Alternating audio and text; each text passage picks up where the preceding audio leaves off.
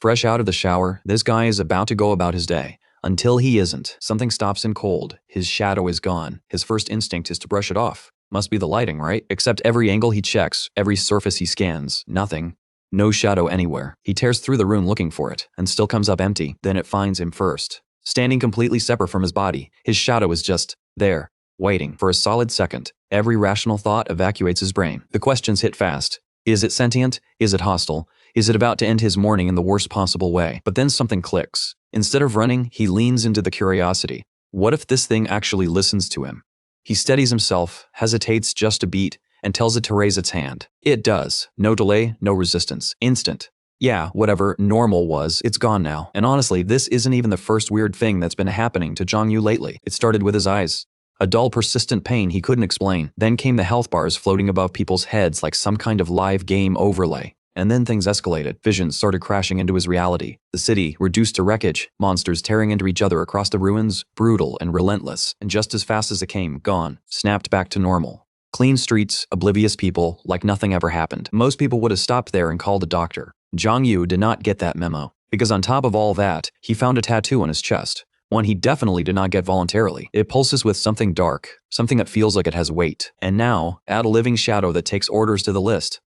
The guy's life has gotten very complicated, very fast. Naturally, his first response is excitement. He starts throwing commands at it like he just unlocked a new toy. He literally makes his own shadow dance. Not exactly the heroic first move, but respect for the commitment. After a while, his head starts throbbing and the excitement settles into a real question. Where did this shadow even come from? That's when a glowing orb pushes out from the chest tattoo. It unfolds into a screen, hovering right in front of him. The screen lays out his shadow's full stats. One ability listed, Shadow Devouring. He taps the plus icon to dig deeper. What comes up is wild. His shadow is a complete copy of him, memories included. It follows orders without question, but independent thought? Zero. Not in its programming. He tests the physical side of it, passing his hand straight through, no resistance. No body. So he asks it directly, does it actually have all his memories? The shadow nods. And just like that, his brain goes somewhere very specific. He bolts to his desk. Math homework. Right there on the table. He slides it toward the shadow and asks if it can handle it. What surprises him is that the shadow can actually grip the pen, physically hold it, which immediately makes him question the whole no physical body conclusion. But the shadow hits a wall fast. Without the ability to think independently, it can't solve anything. The pen drops. Jiang Yu groans, pointing out that he could have knocked that homework out in 2 minutes flat. He starts wondering if the problem is the difficulty level. New approach. Instead of solving, he tells the shadow to just copy the lesson down from memory. The shadow picks the pen back up and gets to work. Our boy leans back with a grin, already mentally selling his textbooks. If his shadow can handle tests, why does he even need to study? The potential here is genuinely unhinged. He pulls up the attribute panel again and spots something he missed. Another plus icon under his shadow technique. Tapping it reveals that he can absorb shadow points from darkness itself, boosting his strength and even working on inanimate objects. Jiang Yu stares at the screen, trying to figure out the mechanics. Does he need direct contact with the darkness or just proximity to an object? He scans the room slowly, looking for something to test it on, and lands on the shadow pooled in the corner. He focuses, tries to pull from it, and absolutely nothing happens. Zero feedback, no manual, no tutorial, no beginner's guide, just vibes and confusion. Then a notification fires off. His eyes have gone through an unknown transformation. New ability unlocked, Shadow Pupil. Activating it lets him see the dark side of the world. Jiang Yu connects the dots. This must be that same fractured place from his visions. He decides not to sprint into the deep end just yet. One step at a time. While he's processing everything, he glances at his shadow, still doing the lesson, and switches gears. He tells it to stop and drop into push-ups instead. The shadow stands, shifts position, and then sinks straight into the floor and vanishes. Jiang Yu lurches forward, completely thrown off. Where did it go? After a tense pause, the shadow rises back out of the ground. It steps up in front of him, and Jiang Yu immediately demands to know where it went. The shadow answers plainly, the dark side, and when he asks what it was doing over there, exercising. Exactly as ordered. Jiang Yu processes this, and the implication isn't lost on him. Training in that space might hit differently than training here. He tells the shadow it can head back and dismisses it. The shadow dissolves back down. He settles into his chair. Time to actually get something done. Next morning. Face planted on the desk, deep in a dream about food. A very on-brand ending to a very chaotic night. He jolts awake with a wrecked back from sleeping on a stomach. And right on cue, someone knocks at the door. He drags himself over and pulls it open. And it's Lu Yao Yao. Girlfriend, classmate. Apparently an early riser. His eyes catch her health bar immediately. 93. Down from before. He clocks it without saying a word. His best guess. Residual pollution from when his shadow came back through the dark side. He asks why she's here so early. She says she heard about his new drawings and wants in on the collection. She's there for the designs, and she's not leaving without seeing them. He swings the door shut a little too fast, and Yao Yao flinches back from the impact. She starts to get annoyed, but Jiang Yu isn't even registering her reaction anymore. His attention is fixed on the wall. Cracks. Running along the surface from where the door hit. He did that. With a door. He can barely process it. His girlfriend spots it too, eyes narrowing as she starts looking him over from head to toe. She takes her time with it. Full assessment, then asks, straight up, if he's been going to the gym. She walks back her own question almost immediately. This guy has been a certified couch presence for years. No gym history whatsoever, which makes the sudden muscle definition deeply suspicious. She reaches out and starts checking for herself. Hands on arms, clearly not satisfied with just looking. Jiang waves it off, says he lifts his bookshelves every day. A lie delivered with full confidence. Internally, though, the truth hits him.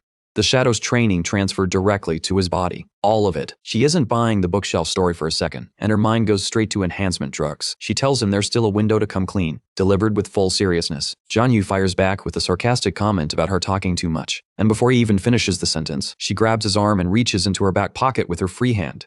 Jiang Yu's brain immediately catastrophizes, and he asks at full volume whether she's pulling out something lethal. It's a wristband. A pollution index reader. She explains it calmly, like she didn't just give him a minor heart attack. The device measures contamination from killing alien races, consuming foreign objects, or carrying deep resentment. Let it build too high without purification, and the person starts shifting into something abnormal. Jiang Yu nearly laughs. There's no way the chest tattoo registers anything on that scale. That confidence evaporates the moment the device starts reacting to it. He spins around and finds her already holding a gun, completely composed, absolutely ready to use it. He clamps down hard. Every bit of focus he has goes into staying calm. The reaction stops. The reading comes back clean. No pollution detected. He exhales like he's been holding that breath for a week. She mentions, almost casually, that her dad drilled caution into her from day one. Jiang Yu grabs onto the subject change like a lifeline. He tells her he's been drawing some well-known comic characters recently and offers to show her. Yao Yao's eyes light up. She's been wanting to see those drawings, and she's not hiding it. Later, alone with his thoughts, Jiang Yu replays just how razor-thin that margin was.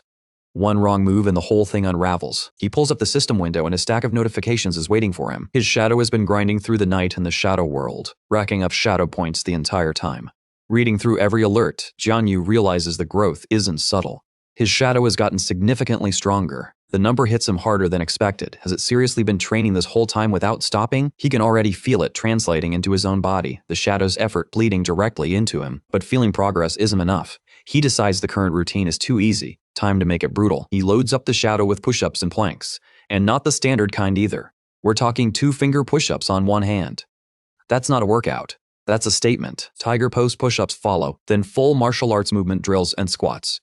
The shadow is getting the full treatment. He keeps layering difficulty, weighted runs, core work, abdominal drills. The regimen looks less like exercise and more like punishment. Out in the hallway, Yao is standing just outside his door, catching pieces of him barking orders at something. Her earlier suspicions dissolve on the spot. He's clearly just training.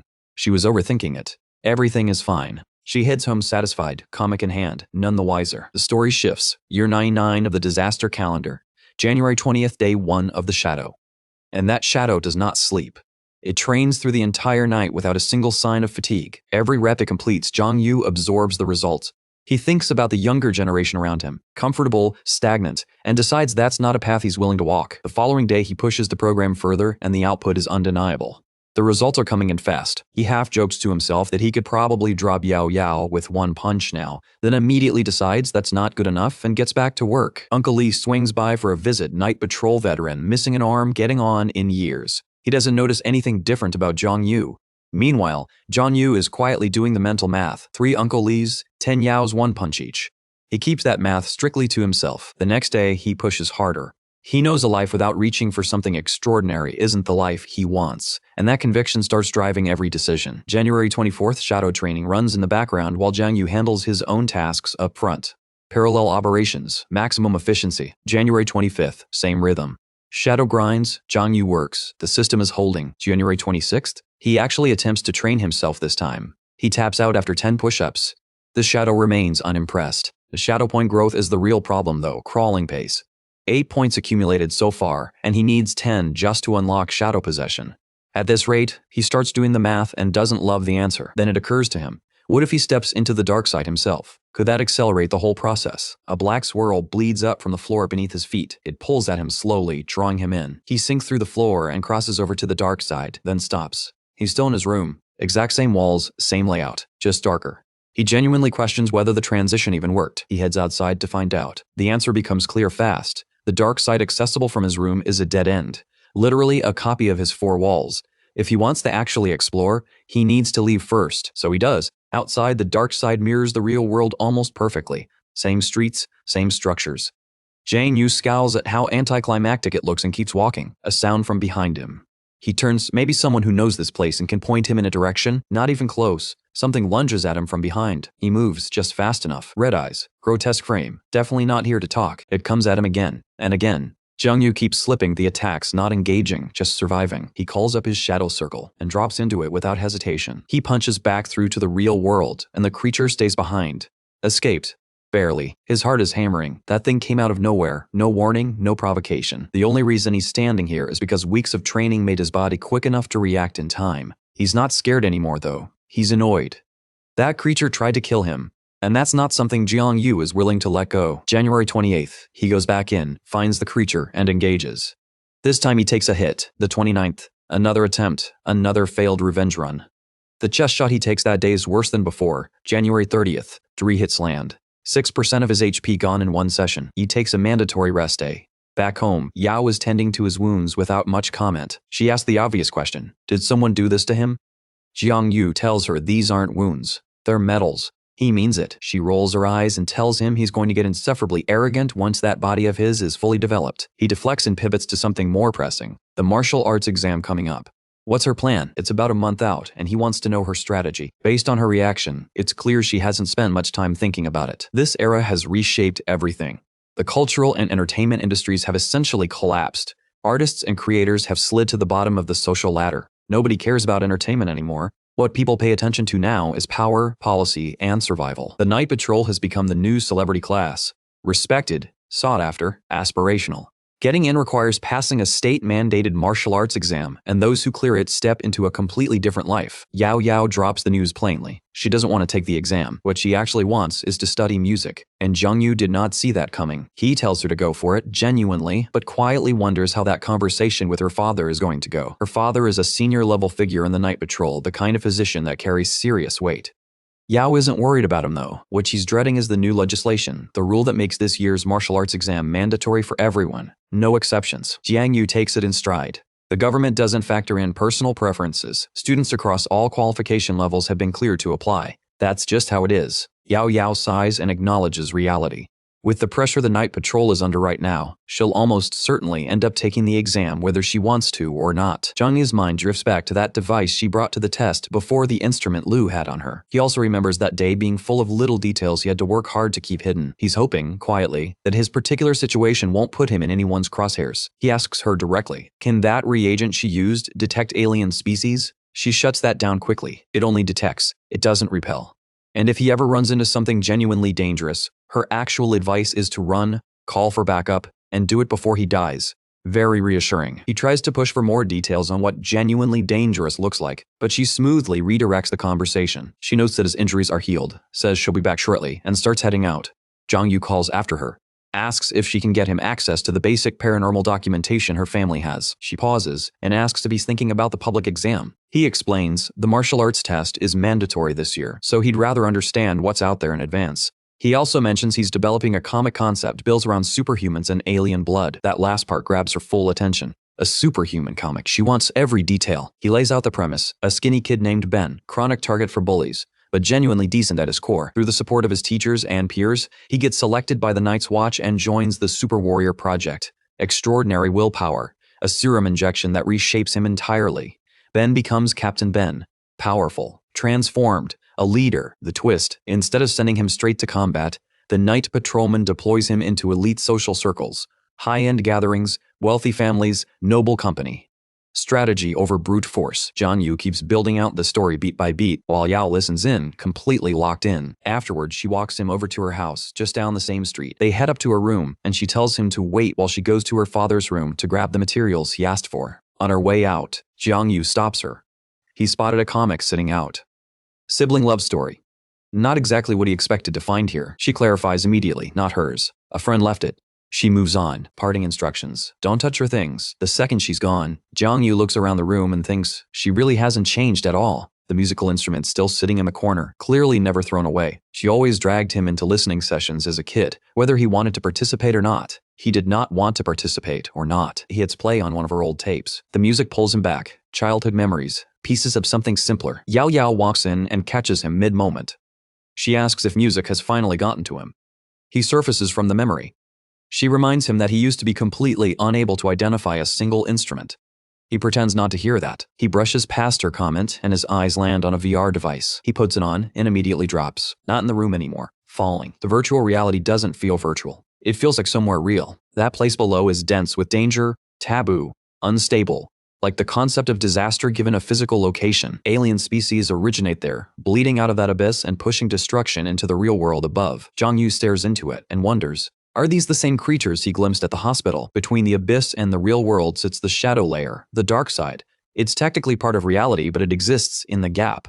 Before the abyss cracked open fully, alien species were already using that shadow layer as a backdoor. The night guardians monitor the flow in and out, but the net has holes. Some things slip through. Every 2 months, the shadow layer resets, and when it does, alien numbers spike hard.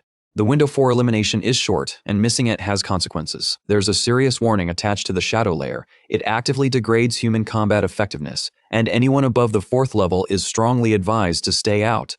Visibility inside tops out at 3 to 5 meters, expanding only as strength grows. Spend too long in there, and the pollution starts changing a person into something unrecognizable. That lands differently for Jiang Yu, because when he entered, he felt nothing. No discomfort, no degradation. He turns that over in his mind and doesn't have an answer yet. The VR keeps going, cycling through species after species, alien creatures cataloged and displayed in detail. His stomach tightens watching it. The conclusion writes itself, to stand against what's coming.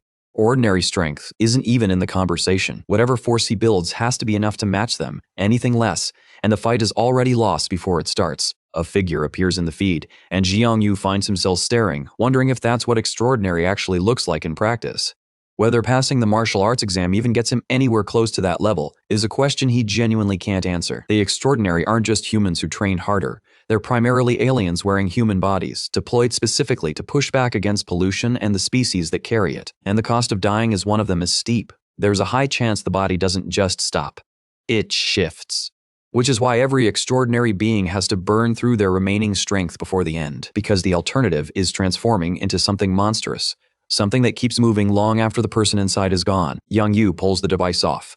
That's enough. The sheer volume of what he just absorbed is sitting heavy. He tells Yao the material is dense, and seriously out of date on top of that. Then, with complete confidence, he asks her for a back massage. She is not pleased. 3 original Ultra HD drawings. That's the offer on the table. She weighs it for a moment. She takes the deal and gets to work. Her hands hit his shoulders and she slows down. It's like pressing into stone. Jiang Yu explains it casually. The neck and shoulders built up from training. Just part of the process. She asks about his abs. He clocks exactly what she's getting at and gives her the go-ahead. Her father walks in at precisely that moment. He takes in the full scene without saying a word. The 3 of them end up at the dinner table together. The tension between Jiang Yu and Uncle Lu is thick enough to be its own presence at the meal. Yao Yao tries to diffuse it, tells her father he's reading the situation wrong. Lu looks at her like she's wasting his time. He was there. He saw it. Yao Yao runs out of arguments and spins toward Jiang, practically demanding he say something useful. Jiang Yu hesitates, then leans into it. He tells Lu directly, it's on him, he did it, and Lu can respond however he sees fit. Bold move. Lu's response is to start looking for a knife. Not metaphorically. Yao Yao moves to contain her father while Jiang starts working the exit, calling it a misunderstanding. These 2 have been tangled up since childhood, opposites in every visible way, but somehow always gravitating back to each other. Jiang Yu's reputation on the street is not exactly spotless. Yao Yao, meanwhile, is the kind of person people genuinely like, composed, warm, someone people speak well of, and yet growing up, she was always the first one showing up to whatever chaotic thing Jiang had going on. He's always half wondered if it traces back to that one time he stepped in when kids were giving her a hard time. Or maybe it's simpler. She decided early on that he was brave and worth sticking around, and she never revised that opinion. He remembers her laughing through his homeless kid pranks on unsuspecting strangers, fully committed to the bit. She was always there for the schemes, and her father was always furious about it. Some things don't change. Uncle Lu has never once trusted him. Not even a little. Lu drops onto the sofa and fixes both of them with a look that asks questions without asking them. He lights a cigarette. Then, exhaling slowly, he asks them to explain what exactly he walked in on. Jiang Yu keeps it grounded. He was researching alien species and supernatural phenomenon. That's all it was. Lu doesn't buy the framing. His read on Jiang Yu is that the kid has always been spoiled. He shifts into something more pointed. Asks if Jiang Yu actually understands why students are kept away from this information until the official window. Jiang Yu doesn't have an answer, so Lu gives him one. Human souls are unstable by nature, susceptible to deviation. Enough despair in a person starts sliding toward the abyss. Some information isn't dangerous because of what it says. It's dangerous because not everyone has the internal structure to hold it. Even a small fracture in someone's resolve is an opening alien races will find and exploit. That's why the government screens candidates before anything classified reaches them. Physical readiness matters, but willpower matters more. He also lays out what the path forward actually looks like. Long, dangerous, and completely unforgiving to anyone who rushes it. Every year, people lose control even with assistive gear. Experienced people, not just beginners. It weighs on Lu visibly. His advice to Jiang Yu is direct. Don't go digging before you're cleared to. Jiang Yu acknowledges it, genuinely. But he pushes back just as honestly. Avoidance isn't an option when the exam is mandatory this year. And beyond the exam, his thinking is simple. Relying on yourself is always the baseline, but having someone to fall back on when everything collapses around you isn't weakness. It's strategy. Before Lu can counter, his wristband fires off, urgent mission call. He's on his feet and moving within seconds. On his way out, he stops at the door and tells Jiang to act right. The warning attached to it is not ambiguous. He will follow through if Jiang Yu steps out of line. Jiang Yu tells him not to worry. He won't do anything wrong by Yao again. Yao stares at him. Again implies there was a first time, and she would like the record to reflect that there wasn't. The scene opens up onto a full street. People moving, errands running, the city doing what cities do. Jiang Yu is out among it. Stopped in front of a public display screen showing Sunset Watch members, the unit responsible for guarding the Sea of Clouds. He looks at their faces and feels the gap between where he is and where that kind of life exists. He drifts through his grocery run lost in thought. Whatever he pulled from that file, Uncle Lu is going to lock it down tighter going forward. That window is closed. His phone buzzes. Yao, calling in a grocery request. Milk and eggs. He fires back in the most obnoxious tone he can manage, asking if she should just say it plainly when she needs pads. He grabs them anyway and heads out. Walking back, the shadow training is running in the background of his mind. Effective, yes, but as a standalone system it has a ceiling. He needs to add real practical training on top of it. The alien fighting advertisements he keeps passing on every corner aren't wrong about the necessity, and this year the martial arts example was bigger than it's ever been.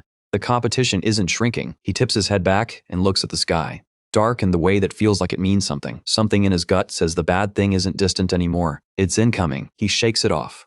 Spiraling about the horizon doesn't build anything. Fighting alien races and evolving past his current limits does. He does a quiet sweep of his surroundings. Nobody watching.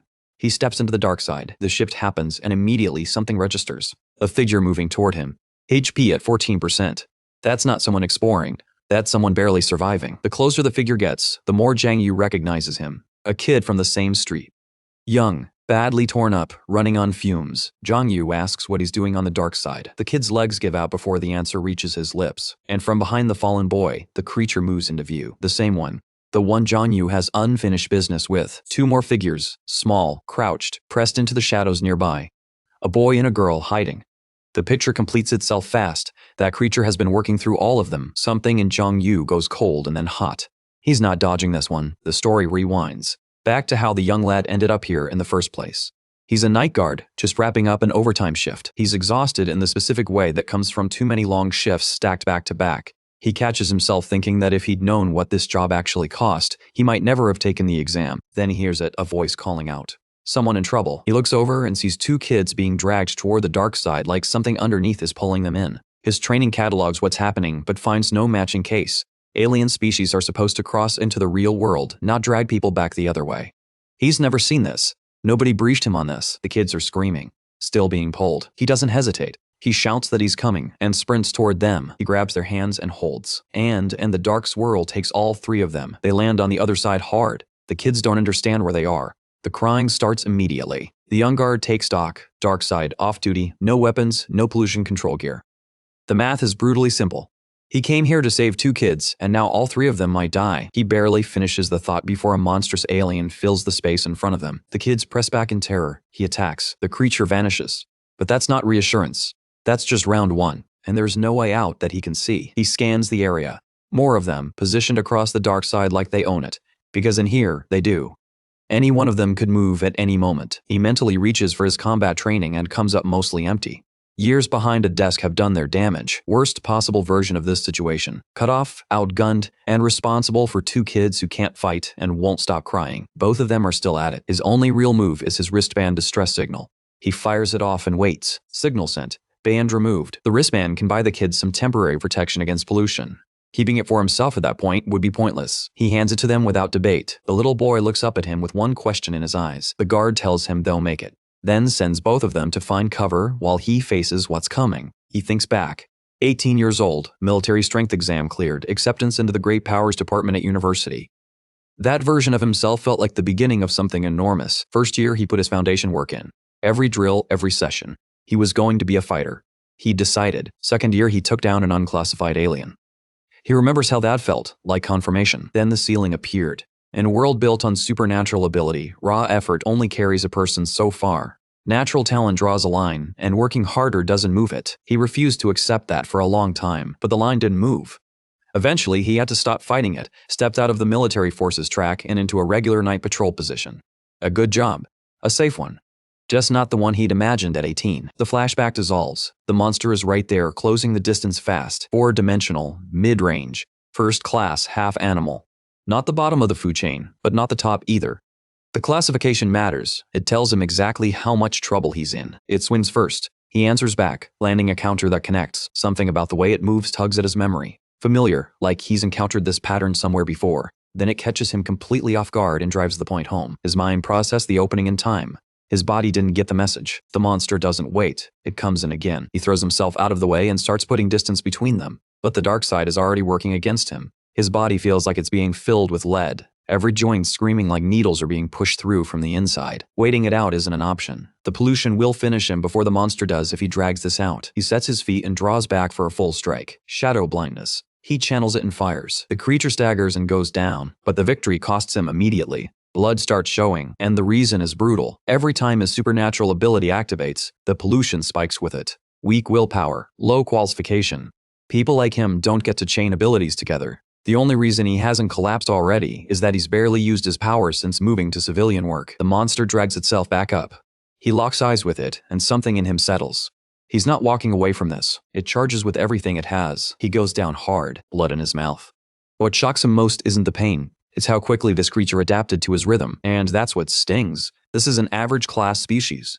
Any martial arts student from a decent university should be able to handle something like this without breaking a sweat.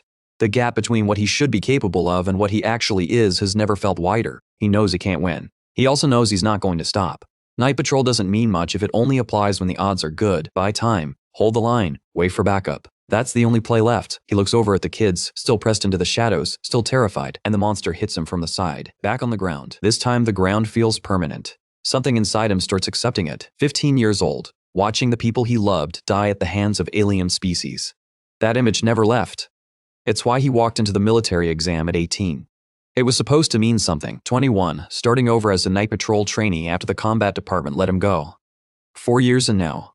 A regular employee. Steady. Unremarkable. He's made peace with the ordinary version of this life, or told himself he has. 4 years of humans and alien species grinding against each other, and the world keeps advertising peace while the people in the dark know exactly what that peace is built on. In the world of superpowers, death isn't an anomaly. It's just what the job eventually delivers, but not today. Not while those 2 kids are still breathing and watching him. He reaches for the blue pill and gets it down, and surges back upright like something reignited in his chest. Round 2. He goes on the offensive, not defensive, not reactive. Continuous attacks, one after another, forcing the monster to absorb instead of act. It can't find its footing. The back-to-back pressure is too much for it to answer cleanly. He can feel the edge within reach. Just a little longer and it's finished. Then the pollution catches him. The monster reads the opening and punishes it. He can't absorb the impact. He folds to the ground again. Head bleeding now, vision narrowing. He knows what he's looking at. He can feel the ending arriving. And the worst part isn't dying. It's dying knowing that creature is still standing because his abilities simply weren't enough to close it out. The pill didn't change the math. His ordinary quiet life is reaching its last line, and there's nothing left to throw at this problem. Then a voice. Jiang Yu's voice. Too young to be night patrol. He sounds like a teenager. That makes absolutely no sense. A regular person on the dark side? That's not how this works. The inspection department locks this place down. Jiang Yu gets to him, grabs his shoulders, and tells him plainly, lie down, stay out of it, let Jiang Yu handle what's next. The young guard's brain keeps snagging on the same question. How is this kid here? Nobody just walks onto the dark side. Unless, is he the one people have been whispering about? The mystery presence that keeps showing up in places he shouldn't be? While those questions are still forming, the alien redirects its attention to Jiang Yu. Jiang Yu slides out of the way. The guard watches from the ground and quietly clocks that this kid is not built like a fighter. The monster pivots and goes for the injured guard instead. Jiang Yu cuts across and hits it first. 1 point of HP shaved off, 24 to 23. Not exactly devastating, but it's a message. He plants himself between the alien and the boy, broken glass bottle in hand, and makes the terms clear. The boy isn't the opponent anymore. Jiang Yu is. He brandishes the broken bottle. Not as a weapon exactly, more as a language the alien understands. He's been in this thing's face before. He knows how it moves. The creature is already carrying damage from earlier fights. Speed dulled, power reduced. It's not what it was. Jiang Yu has already mapped that out. He knows exactly where the openings are. The alien doesn't appreciate being read. It lunges at Jiang Yu with fresh aggression. Jiang Yu isn't there when it arrives. The guard watches the exchange and still can't sort out whether this kid is skilled or just surviving. But whatever it is, there's a quality to how he occupies space against this thing that's hard to explain. No formal technique, but the monster keeps coming up empty. Jiang Yu has been holding this grudge for weeks. He targets the creature's waist and drives everything he has into the shot. The alien retaliates. Jiang Yu gets launched. On the way down, the lesson registers. Hitting the waist triggers a defensive response. That spot is locked now. He looks up. The monster is already moving toward him at full speed. 2 more hits and he's done. If he were alone, he'd exit the dark side right now, reset, and come back with a better plan. But the kids are still here. The injured guard is still here. The alien's HP is sitting at 20% low enough that finishing this today is actually possible if he doesn't flinch. From the ground, the guard speaks up. The right rib. Serious damage already there. That's the target. Jiang Yu takes the information and starts his approach. The alien hears the exchange and shifts its guard toward the right. Jiang Yu hits left, hard. Because of course the alien adjusted its defense based on what it heard, and Jiang Yu was counting on exactly that. HP drops to 18%. The creature turns and starts moving away from the fight. Jiang Yu watches it go and immediately doesn't trust it. The guard shouts, "Hurry, now." The direction the alien is moving clicks into place a second too late. It's going for the kids. It's already closing on them, mouth opening, targeting. The kids scream, backs against the wall, nowhere to go. Jiang Yu grabs the nearest soda can and throws it with everything he has. It connects directly with the alien's face. Not a killing blow, but enough to interrupt the moment. The guard finds something in reserve, drags himself upright. He gets air under him and brings his full weight down on a creature's head from above. HP drops to 15%. The guard lands and immediately starts coughing blood again. He looks up. The monster is repositioning, straight toward him. Jiang Yu wraps around it from behind before it can finish the pivot. He's going for the kill. He sinks his teeth into the creature's neck, and the HP bar drops. He yanks at it, pulling hard, and tells it straight to its face that the barking stops here. 11%. Jiang Yu's jaw is set. This thing does not get to eat anyone else today. Something materializes in the center of the monster's chest. A dense, ball-like core. Jiang Yu hasn't seen it before, but the logic arrives fast. That's the kill switch. He drives everything he has directly into the core. The explosion is immediate and total. The alien drops, its body unraveling, dark energy, chaos, all of it dissolving into nothing like it was never there. Jiang Yu is bleeding. He stands up anyway. Across the clearing, the guard is on the ground with the kids on either side of him, alive, bleeding, but present. Jiang Yu exhales. That grudge is settled. Then everything goes black. He comes back to awareness in a different place entirely. Chaotic, unrecognizable. Bodies everywhere. Fires burning across the landscape. Injured people scattered through the wreckage. He doesn't know this place, and he has no memory of crossing into it. Awareness slams back in, and he's completely surrounded. Hundreds of alien creatures, every direction, all of them locked onto him. They move at once. He screams. The dark side of the world doesn't care about the time of day. The sun is up and the carnage is still running in full. Light and shadow both occupied. People shouting, people falling. A war that some people have named and some people still refuse to look at directly. Then the darkness breaks. His vision snaps back, and the young guard's voice cuts through first, asking if Jiang Yu is still breathing. Jiang Yu confirms it, exhales, and feels the specific relief of realizing that everything he just witnessed was a dream. Everything after the alien died, completely blank. Whatever happened in that gap, his memory didn't keep it. He reaches out and makes contact with the creature's remains. The classification registers shade-eating alien. That's what they were dealing with. The guard's voice comes again, asking if Jiang Yu is okay, noting the silence. Jiang Yu starts to answer, then actually looks at the guy. The words stop. His condition is catastrophic, 10% HP. By the blood volume standard, he's technically still salvageable, barely. The system classification makes it clinical. Humans at 10% are categorized as near death. Survival probability exists, but it's not a number anyone would bet on. The guard asks Jiang Yu to help him get to the wall. They both settle against it. Two people who just survived something that should have killed them, sitting in the wreckage of it. The guard looks at him and asks if he's Night Watch. The question lands strange. They live in the same building. Jiang Yu quietly concludes the guy just hasn't crossed paths with him enough to put a face to the name, and lets it go. Jiang Yu tells him no. Not Night Patrol. The guard nods like that explains everything, because apparently the way Jiang Yu fought that First Order alien made the answer pretty obvious already. Then he laughs. Genuinely laughs while bleeding, and adds that not every Night Patroller is some elite fighter. Jiang Yu stares at him, internally noting that a thank you would have also been an acceptable response to being kept alive. The guard catches himself and smiles. Tells Jiang Yu he actually did great out there, then immediately undercuts it by saying he's never once seen someone use a soy sauce bottle to handle an alien situation. He keeps going, delivering the commentary between coughs like a man with no concept of his own medical state. Jiang Yu watches him and genuinely cannot work out how someone this close to dying is in this kind of mood. He wonders if the Night Patrol just selects for a specific type of unhinged optimism. The guard asks about university. Jiang Yu feeds him a partial truth. North Metro Academy, sophomore year. Leaves out everything else. He's not handing personal details to someone he just met in a shadow dimension. The guard's face shifts. Same university. He follows up asking for Jiang Yu's department. Jiang Yu's response is a beat too slow, and the guard reads it and decides to drop the line of questioning, then picks it back up immediately, reasoning out loud that Jiang Yu must be in the martial arts department because no one from liberal arts survives a first-level monster. He says it with complete confidence. He asks for a cigarette. Jiang Yu doesn't have one. He offers biscuits instead. The guard takes them and tells Jiang Yu he's cheap. Jiang Yu points out, very reasonably, that he had plenty. They just got destroyed during the fight and are now distributed across the floor. He offers to collect some if the guy really wants them. The guard declines to eat biscuits off a dark side floor, which seems fair. A few minutes pass. Then the guard asks if this was Jiang Yu's first time going one-on-one with an alien. Jiang Yu confirms it. The guard goes somewhere quieter. He admits he envies people in the combat and martial arts departments sometimes. Not for the danger, but for the ceiling they have access to. His own ceiling came down early. Weak willpower, poor qualifications, and even Eli Yuan Wang, a pill designed to push combat effectiveness, couldn't move the needle. He says it without self-pity. Just fact. Jiang Yu tells him to stop talking and save what he has left. The rescue team is coming. The guard says he knows. He just wants someone in the room with him. He keeps going. Civilians like him carry a specific limitation. Physical strength can be built, but the heart has its own threshold, and his doesn't hold against pollution for long.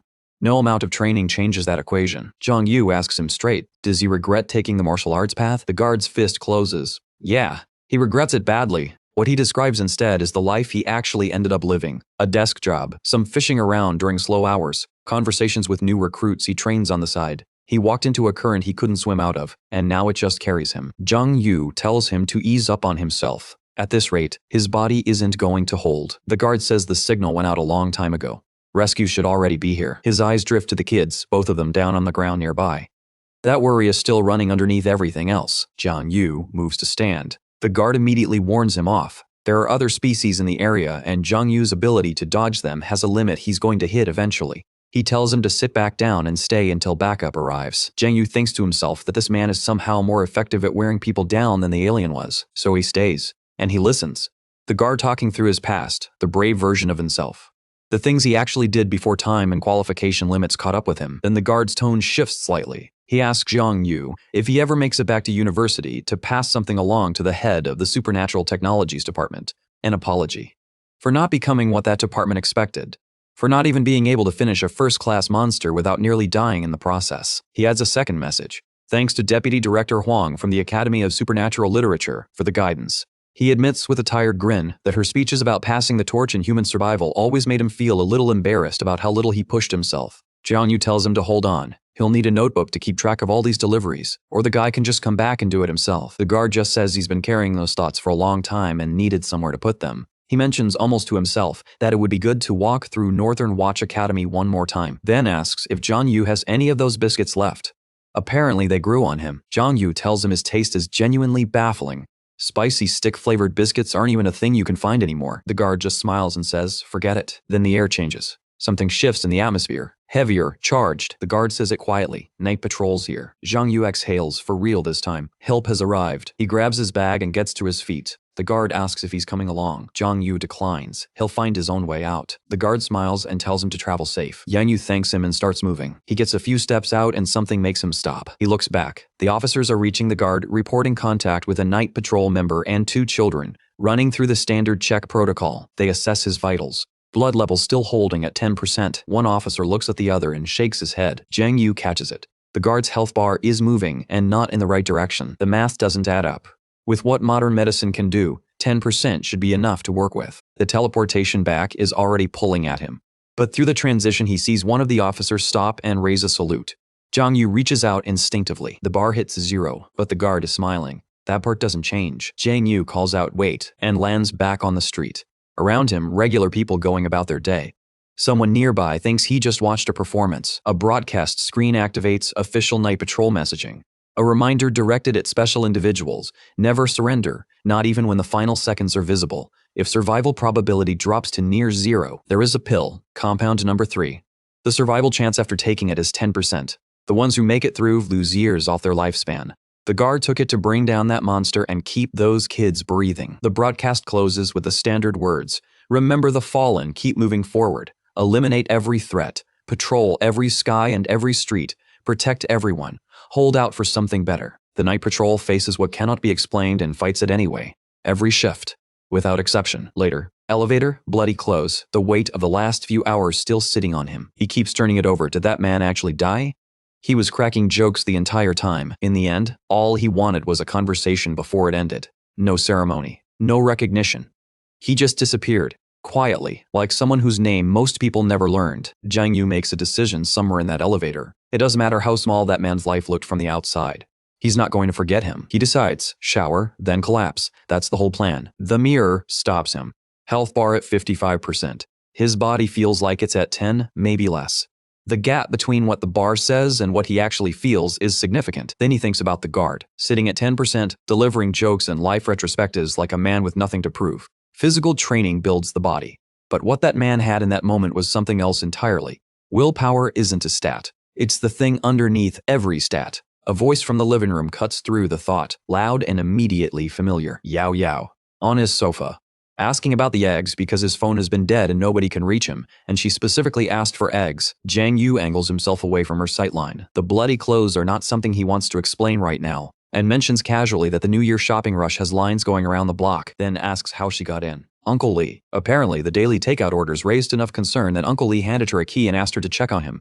Very helpful, Uncle Lee. She clocks the clothes, asks what happened. Was it a fight? Jiang Yu tells her it's late. She should head home before Uncle Lee draws another incorrect conclusion. She grabs his arm and turns him around before he gets 3 words into the deflection. He pivots to hunger. Instant noodles. That's all he wants. Completely normal evening. The holes in the fabric give everything away. She sees the wounds and the sound she makes is involuntary. She asks him, how bad is it? What happened? How did it get this far? Jiang Yu panics, and the first thing out of his mouth is that he forgot the eggs. He pivots fast. There was a robbery on the way home. He intervened. The attacker got the worst end of it by a significant margin. By the time the police showed up, the attacker was in a condition that complicated identification. He delivers this with full confidence. She's not buying it. So he escalates, demonstrates his reaction speed with some shadowboxing, keeps talking, describes the attacker's current state with escalating detail. The performance is committed, at least. While he's mid-sentence, Yao reaches up and touches the marks on his face. The performance dies instantly. There's no version of the last 5 minutes she believed, and he knows it. She asks if it hurts. Jiang Yu just sighs. He wants to sleep, that's all. She tells him Uncle Lee needs to hear about this. Fighting in the streets in the middle of the night is not something she's going to pretend didn't happen. Jiang Yu cycles through 3 different framings of the same excuse. It wasn't a fight. It was the right thing to do. Anyone would have stepped in. And none of them land. His body makes the decision for him. He slides down to the floor, tells her he physically cannot continue this conversation right now. She says hospital. He says no, everything he needs is here. And he makes the bold claim that his home setup beats whatever the hospital would offer. She stares at him. Then she connects the dots on what he's actually asking for and raises an eyebrow. He smiles, calls her Dr. Liu, and asks her to get to work. The second she starts, he immediately regrets the plan. He begs her to switch to medication because she is wrapping him with the efficiency of someone who has never once been told to be gentle. That smack on his shoulder wasn't gentle. She wanted answers, and she wanted them now. Was he seriously planning to pull that stunt again? The promise came out fast, almost rehearsed, but notice how he refused to swear on it. That little detail says everything. Her fist was already clenched before he even finished his sentence. Jiang Yu tried to laugh it off, muttering something about how conflict is just baked into human nature, like that was supposed to help. Then he made it worse by suggesting he'd just watch next time instead of jumping in. The punch was already loading before she even asked him to repeat himself. Backpedaling at full speed, he clarified he'd stay on the sidelines, strictly an observer, no involvement whatsoever.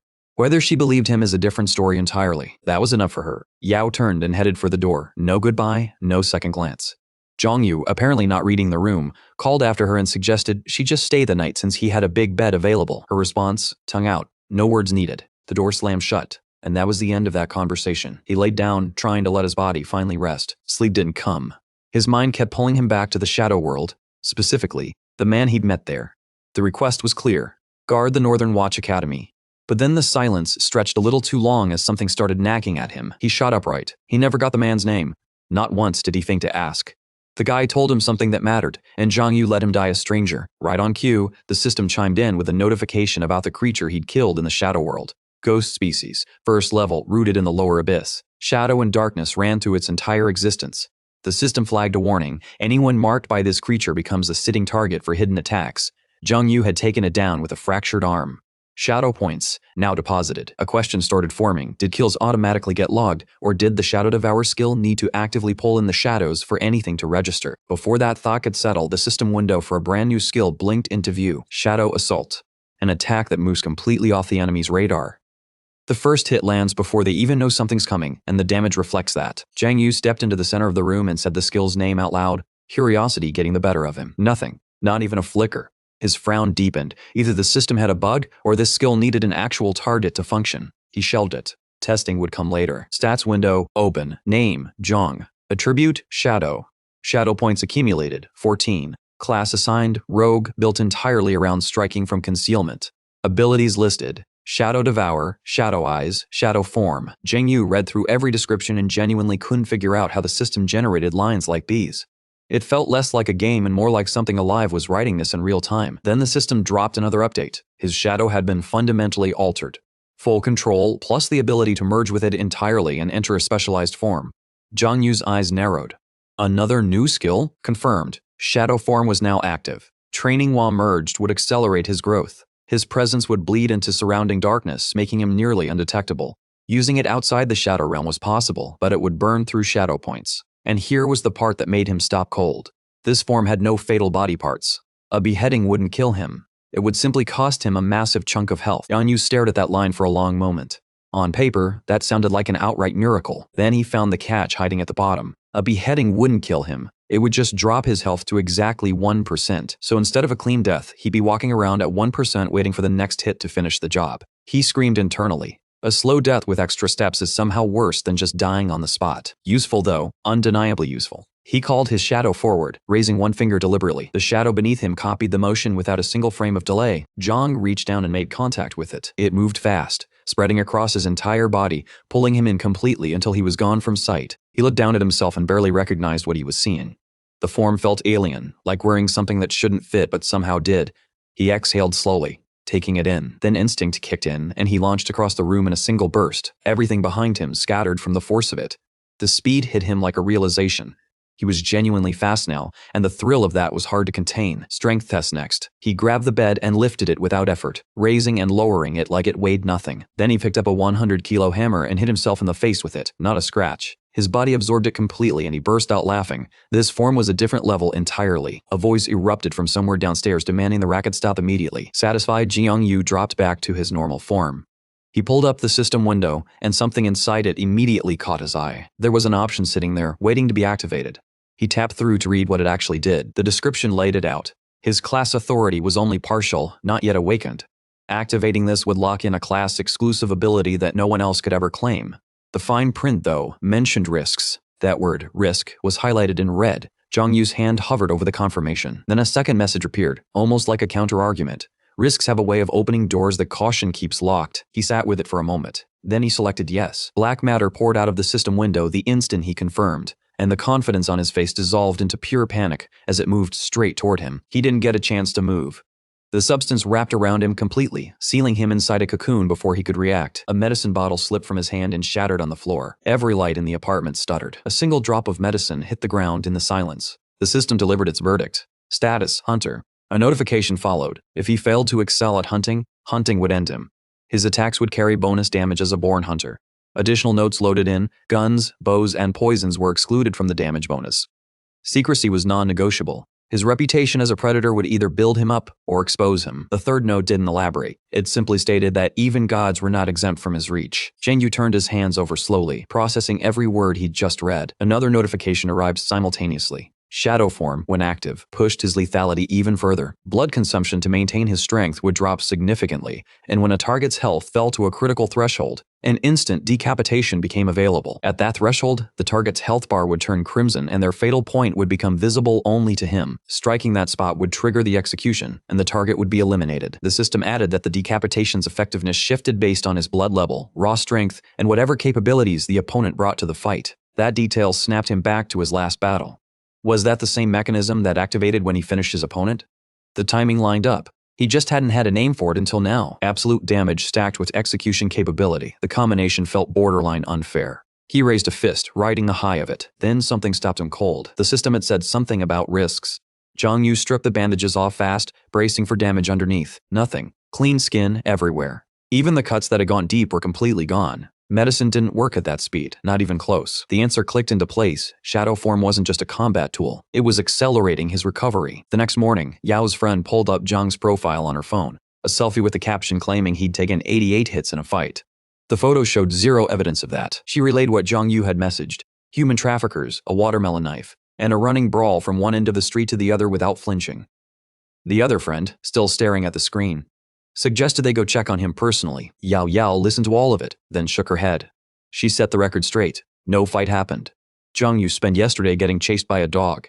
He was just performing for his audience. They reached his building and she told them to go see for themselves. She moved to unlock the door. Her friends immediately questioned where the keys came from. A split second of panic. Then she recovered and said Uncle Lee had given them to her. She pushed the door open, expecting to find him wrapped in bandages. What she found instead was him sitting on the floor, clearly in pain. That part nobody predicted. She crossed the room fast, demanding to know why the bandages were gone. Jiang Yu explained that he'd taken them off because the wounds seemed healed. Her friends exchanged a look. Maybe he hadn't been making it up after all. The muscles sealed the deal. Both friends moved in for a closer look, hands already reaching out. Yao physically redirected both of them into the living room and told them to wait there. That was all the confirmation her friends needed. Jiang Yu and Yao were absolutely together. She started applying medicine to the wound. Jiang Yu twitched with every dab. She told him to stop overreacting. She knew this medicine, and it didn't hurt. Meanwhile, Jiang Yu wasn't paying attention to a word she said. His eyes were somewhere else entirely. Specifically, her legs. She caught him immediately and threatened to hand the medicine duties over to Xiaopeng. That got a reaction. Jiang Yu rejected it instantly. Xiaopeng had the hands of someone who'd never treated a wound in his life. She pinched his cheek with zero gentleness and noted that Uncle Lee had clearly gone soft on him lately. Then the real question: what actually happened yesterday? Because the robbery story wasn't landing with her. He gave her the righteous hero version. He saw an injustice, he stepped in. That's just who he was. She wasn't buying a single syllable of it. The honest version played out in his head. Shadow Layer, dying night patrol officer, a mutant that needed killing. Even he had to admit that story sounded worse than the lie. He shifted the subject to her father and asked if he'd come home the night before.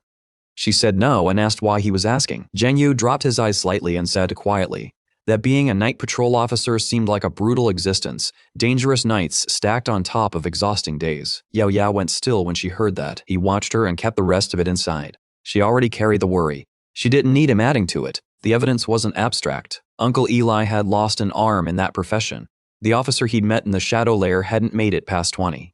Even her father, someone genuinely powerful, had taken injuries severe enough to cap his progress permanently. She looked at him and asked directly, was he planning to join the night patrol after he cleared the martial arts exam? He thought about it honestly and admitted he didn't know yet. Then, because he couldn't help himself, he asked if there were any attractive women on the night patrol. That earned him a look. Outside the room, the two friends had their ears pressed to whatever gap they could find. Neither of them could make out what was actually being said. They gave up and walked in. Jiang Yu looked at them like they'd materialized from nowhere and asked how they got in. They said they wanted to check on him. Straightforward enough. He told them not to worry and gestured for them to sit down. Once they settled, Jiang Yu launched into a story. A fabricated one, delivered with complete commitment. His girlfriend watched from across the room, already clocking it as another performance. She announced she was heading to the supermarket and casually asked whether she should just bin his clothes on the way out. They were shredded beyond saving anyway. Without even sparing her a glance, he waves her off. Throw them away, and just keeps talking like it's nothing. Then something clicks in his head mid-sentence. He lunges toward Yao Yao, voice cracking with urgency, telling her to wait, because apparently there's still something hiding in his clothes. And what comes out next? Absolutely nothing anyone was expecting. A bag of sanitary pads tumbles out of his shirt and hits the floor. Yao Yao stares at it, completely lost, and asks him what on earth he was thinking bringing that here. Jiang Yu rubs the back of his head with this nervous, guilty energy, and explains she mentioned her stomach was hurting yesterday, so he picked it up from the supermarket. Simple as that, at least in his mind. One of the friends, meanwhile, already has her phone out. This moment is getting shared with the entire class, no question about it. Jiang Yu holds the bag out toward Yao Yao and asks if there's anything else she needs. The bag comes flying right back at him. She doesn't need anything. Those 4 words delivered like a verdict. He blinks, genuinely confused, and asks why she's suddenly so upset. The 2 friends exchange one look, classic couple argument, not their problem, and quietly slip out. With a place finally to himself, Jiang Yu wastes 0 time. This is his window, and he knows exactly what to do with it. He calls his shadow forward, commands it to merge with him, and locks in time for a real training session. A dark substance swallows him whole, and just like that, he slides through his shadow straight into the shadow realm. The pollution here is thick enough to choke on, but somehow Jiang Yu feels right at home. It's that same feeling of a man who spent years breathing factory air finally stepping out into open fields. Except for Jiang Yu, the factory eye is the open field. He's sitting at 60% health, but the pain? Gone. And his health bar is already ticking back up. A bright current crackles across his body and something primal kicks in. His limbs feel like they could go forever. He drops down and starts pushing. Hundreds of reps, barely breaking a sweat. The system chimes in. Dark form active. Shadow layer entered. Every push-up is now stacking shadow points, and each point feeds directly into his strength. He's not just exercising. With every rep, his body is literally rewriting itself. He hits 1,000 and stops, clean, then heads back outside. The world waiting for him out there is dead quiet. Not peaceful quiet. Eerily quiet. A thought drifts through his head. If he were this strong back in the real world, students would be lining up to learn from him. He finds a bar, grabs it with one hand, and starts pulling. Cut to Night Patrol headquarters. Something's brewing. A meeting that nobody in that room is taking lightly. Executive Liu sits at the head of the table while one of his people walks through a report on darkness fluctuations, wide range, abnormal oscillations, and pollution levels climbing across a broader area than before. And it's not isolated. Similar cracks have been spotted by multiple squads across different regions. A girl takes over and adds the part that makes everyone shift in their seats. The fluctuations aren't scattered randomly this time. They're concentrated in residential areas. That's new. That's a problem. The report confirms it. Unusual activity has spiked sharply over the past few days alone. 4 people have already been dragged into the shadow layer, pulled to the dark side. 4 confirmed incidents. Nobody can say if this is the ceiling or just the beginning. And then there's the other threat sitting in the background. Abyssal fissures. If shadow layer creatures are wild beasts, abyssal fissures are in a completely different weight class. The kind where Godzilla walks out of the water and nobody laughs. Uncle Lee, who has been sitting quietly in the corner this whole time, finally speaks, and his take is that all of this is speculation, so everyone should relax. He throws in that they've been drilling for combat long enough to handle whatever comes. The entire room turns and stares at him, Liu included. He gets the message and tells him to continue. The report moves forward, and the next section hits harder. A list of night guards who didn't make it back recently. When the meeting wraps, Liu drifts toward the large glass window and just stands there. He reaches for his cigarettes and stares out at the city, wondering why every spike in unusual activity seems to time itself around the new year. He pulls a cigarette out and pats his pockets for a lighter. No lighter. But there is a discovery. His daughter has swapped his cigarettes with cookies. Again, before he can react, something sails through the air toward him. He catches it with one hand without even flinching. Lee, standing there with a smirk, telling Liu that the stone-faced routine isn't a great look, and offering him a real cigarette. Liu doesn't take it. Lung cancer is the reason he gives. Flat and direct. Lee laughs and calls him out for being scared. Liu doesn't bite. Instead, he tells Lee to get to the point if he's still here this late because he actually has something to say. Lee drops the act and confirms it. Another notice has come down from above. Liu's expression tightens immediately. He asks what kind. After Lee gives him the short version, Liu asks point blank if it's been confirmed, because his face already knows the answer isn't good. Lee tells him to check his computer. It's already there. Liu turns it on. While the screen loads, Lee shifts gears and asks about Liu's daughter. Has he decided her path yet? Exceptional supernatural sciences or humanities. Liu says no decision yet. He's waiting for the abilities test first. The emergency notification is already on screen. Any candidate grading second or higher in exceptional supernatural abilities must, barring special circumstances, complete the abilities test and formally declare a specialization. Liu looks up from the screen and brings up Jiang Yu, adds that he's never read the guy as straightforward. Asks Lee what category he'll end up choosing. Lee's answer is simple, none of them. Liu pushes further. So extraordinary human sciences then? Lee corrects him. Regular human sciences. Standard track. Liu thinks he's being messed with. The abilities test alone will push Jiang Yu into exceptional. Once those numbers come in, the choice stops being optional. Lee stands up and says what he actually means. He doesn't want Jiang Yu to take the test at all. Then he walks out, leaving Lu with a stack of official business and no clean answers. Moments later, a girl with pink hair comes through the door carrying a tower of files. She apologizes for interrupting. Lu waves it off and asks why she's there. She slides a notification across to him, one sent directly from the shadow layer. It's a report on a new creature, something that doesn't fit any existing category. The creature is described as a shadow entity, black, shaped like a shadow, and apparently deeply committed to working out. First confirmed sighting, the garden of the Jiang Yu residential center, presumed to have wandered in by accident. Notable behaviors include intense exercise, active use of training equipment, and this part is worth reading twice, politely greeting any explorers who approach it. Risk assessment, low. Kill record, 0. The pink-haired secretary explains that the monitoring team flagged it near the residential zone, and since nothing in the database matches it, she needs the executive's call. Lu stares at the report. He's got nothing, never seen anything like this before. Scene shift. Shadow layer. Jiang has his phone pointed at a spider and is already deep into a full explanation. Apparently, this thing has more protein per gram than rice, and he wants everyone to know it. He keeps going. Tender meat, easy to grill, and the flavor? Not beef. Not lamb. Pure spider, which he delivers like it's a selling point. He posts the video and immediately regrets not starting sooner. Turns out, shadow layer content pulls serious interest online. Fame might be closer than he thought, but then he runs into something that genuinely throws him. Tons of creators are already posting about exceptional abilities, even though he was under the impression that kind of content wasn't allowed. That confusion gets cut short fast. A notification drops in, hunt something or die. Jiang's stomach drops and he slams it away like that'll help. Then the actual number shows up. 100 hours of lifespan remaining. 100 hours. That's all the time his life is currently worth. He has no idea why the system started this countdown, and that's arguably the scariest part. Then it starts to click. Unlocking class abilities comes with risks attached. Opening the assassin path specifically carries consequences. He pulls himself together and starts actually reading instead of panicking. The notification spells it out. As a hunter, hunting isn't optional. It's what keeps him breathing. Keep killing. Keep living. Stop, and the clock runs out. There's one more line that catches his eye. Even if his physical body disappears, something else will remain. He reads it twice and still doesn't know what it means. The part about waking up here and feeling happy makes even less sense. His backup plan? If he can't kill a creature on his own, he's going straight to Uncle Lee. No shame in that. He looks at the spider. It's right there. Step 1 is obvious. He also realizes this is content gold, sets his phone up at an angle that catches everything, and doesn't stress about exposure since the account he's using was set up by the Night Patrol Bureau. Shadow merged, stream started. He's got monkey coins piling up and he wants to see if they're worth anything. He opens with a greeting to his followers, introduces himself, and tells them, live right now, that he's found a strange creature. Chat lights up instantly. His followers are locked in. He signals for quiet and starts moving toward the spider, slow and careful. It's sleeping. He keeps his mouth shut and edges closer. He pulls out his iron stick, the one he paid way too much for. The spider stirs, eyes opening, but it doesn't notice Jiang Yu. The shadow form is doing exactly what it's supposed to. Next move, activate execution. Locate the weak point and end this. His lifespan clock is running and he's done waiting. The weak spot is right there, exposed and impossible to miss. He locks in. This ends now. Rewind 30 minutes. The spider was still alive, freshly arrived in this world with no idea what was waiting for it. Honestly, it liked it here. No crushing abyss pressure, no apex predators lurking around every corner. The spider knew its own limits. Small, fragile, cautious, and this place felt like somewhere it could actually survive. It had just come off a rough fight with another creature of the same species.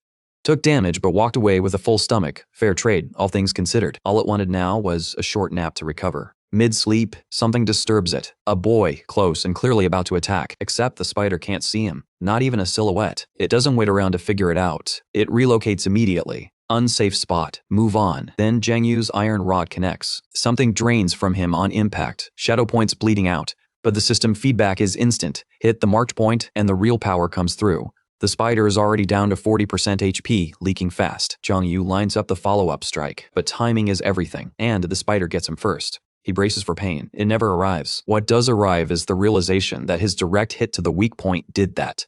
All that blood, all that damage, purely from one clean strike. Jiang Yu files that away fast. Shadow attack. He activates it. The way it bleeds into the darkness. Silent, invisible, like something that was never there. He can't help but stare for just a second. There's no reason to stand in front of this thing. The shadows are everywhere. He just has to be patient and pick his moment. Final blow incoming. The hunter's pursuit begins. Cut to a girl on her bed, phone in hand, scrolling through live broadcasts. First up, a night patrol officer nodding to viewers, talking about low-ranking creature field construction. She keeps scrolling. Next, a green-haired girl waving from a side street restaurant. Also a pass. She kicks her legs idly and moves on. A man rambling about being busy lately. A girl saying she's helping around the house. Nothing landing. Jacket, underwear, and a magazine spread across the bed beside her. The full picture of a bored afternoon. One more broadcaster holds up a lighter and talks about it like it's a family member. The white-haired girl watching all of this lets out a slow exhale. Slow day. Nothing interesting.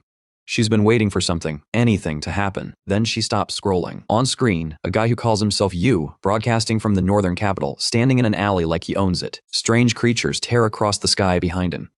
A monster launches itself between rooftops like it weighs nothing. She sits up fast and immediately starts asking herself if any of that is real or just very good effects work. Yu turns sideways and introduces what's standing right behind him. A shadow spider. Ancient ghost classification, first rank, the bottom of the threat ladder. Comments are already flooding in. Some calling him handsome, some airing their own drama, one girl wishing she had gift money to throw at the screen. Yu ignores all of it and keeps going. The shackles on that spider produce sounds that regular people are not built to hear. The white-haired girl reads the comments and her expression curdles.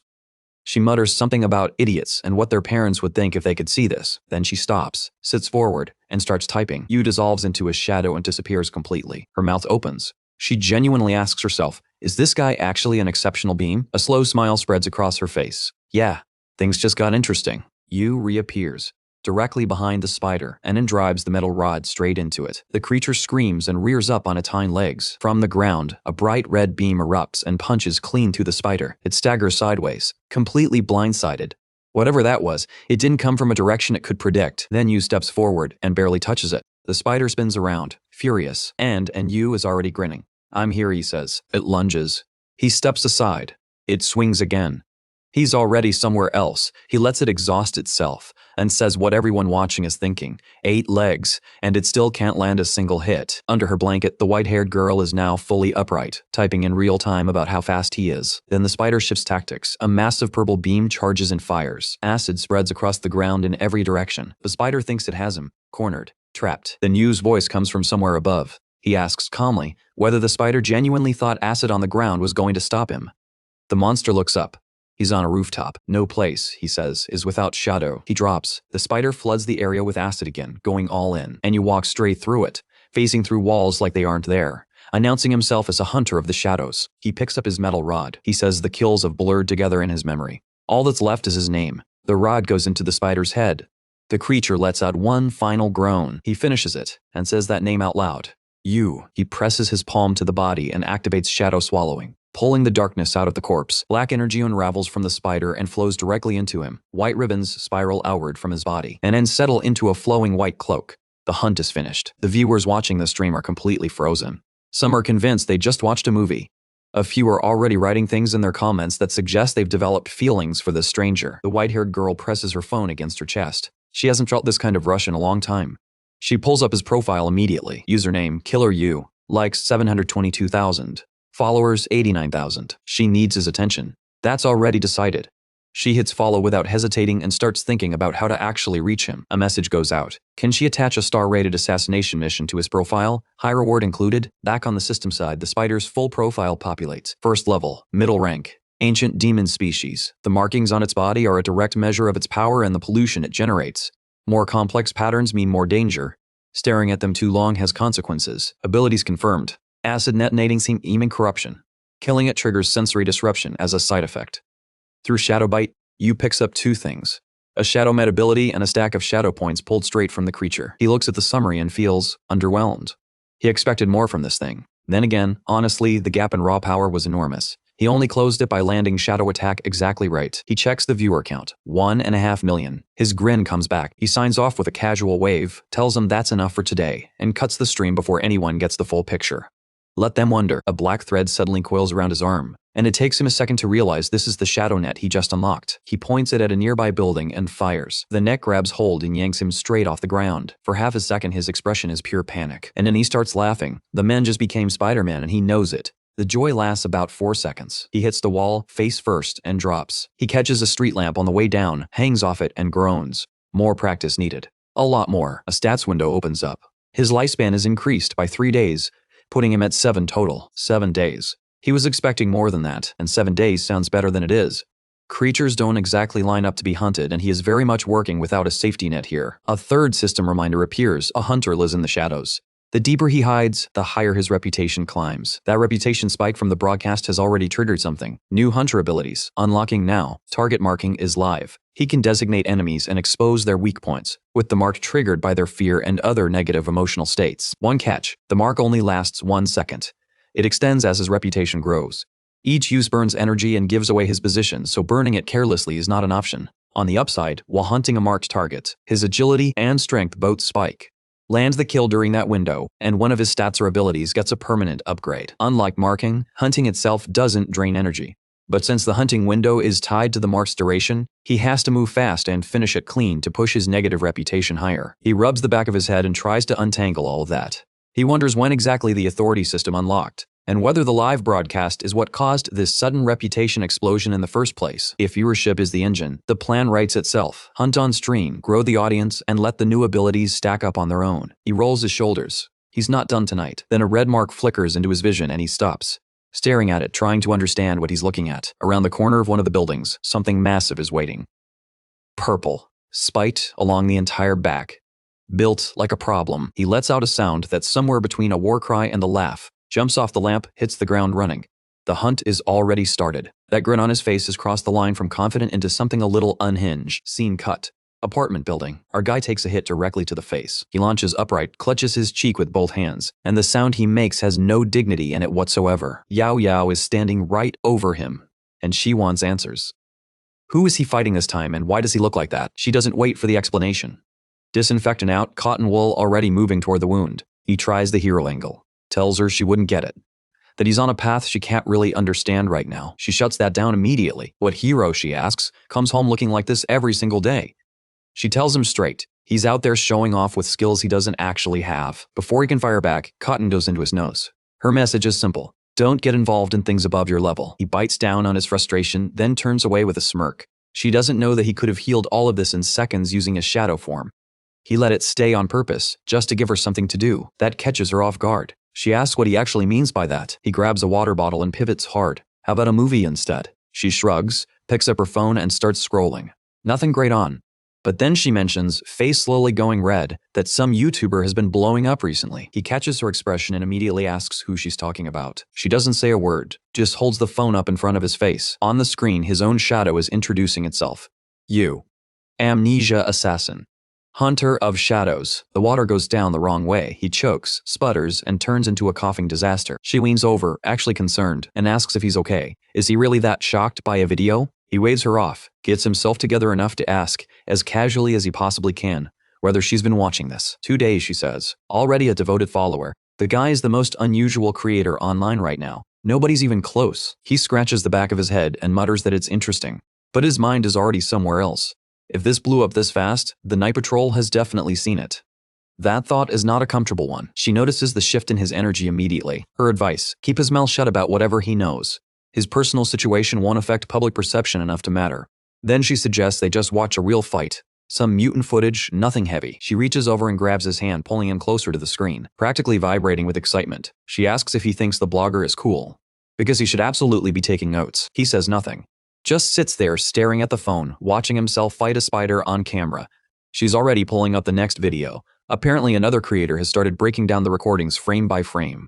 She's thrilled. He manages a small pained smile. Then she turns to him completely out of nowhere and asks if she could get famous too. He avoids eye contact and asks, completely deadpan, if she's planning to go film herself dancing in the shadow layer wearing a JKT. She tells him to get lost. She'd do educational content, explain the supernatural, break things down properly. He asks her honestly, does she really think she can compete with night patrol veterans who've been doing this for decades? Then he adds that if she goes out in that outfit, she'll have stalkers within the week. Her expression goes flat. The look she gives him is not warm. He points at her and says he lost last time. She stares at him, asks what that's supposed to mean. He opens his mouth to explain, and she's already behind him, cold metal against his back, a gun. Her voice is steady. She wants to know if he's been out there getting himself hurt while following someone. His hands go up instantly. He swears he was joking, desperately, repeatedly, with full commitment. She presses the muscle forward and tells him that's exactly what someone who wasn't joking would say. He addresses her as officer, begs for a break, tries everything. She doesn't budge. Get up and go make food. He collapses onto the sofa the moment she's gone. Phone open, messages loading. Finally, some peace, and then his notifications make that impossible. Hundreds of messages pouring in. People asking who he is, whether he's connected to the night patrol, whether the footage is staged, whether the shadows are edited in. The comment sections are chaotic. Then something specific catches his eye. People mentioning a guy named Real Deal who has apparently just gone public calling him out. He taps the link and pulls up the channel. An old man stares back at him from the screen, addressing his audience with a kind of calm authority that means he's done this before. No restaurant visit today. Today, they're dealing with a scammer. He tells everyone to watch the video first, then they'll go through it frame by frame. It's the spider fight. The old man freezes a specific frame and points. There's a discontinuity right there, visible if you know what you're looking for. Edited. He's sure of it. He then highlights the background, pointing out adjustments made to hide what he calls the unrealistic elements. Jiang Yu sits back, genuinely baffled. This guy is a food blogger. He reviews restaurants. Why is he this invested? All Jiang Yu cut was a few embarrassing moments. And suddenly, he's a fraud. Then the old man turns the phone around and shows his profile tag. Authenticated. Former night patrol.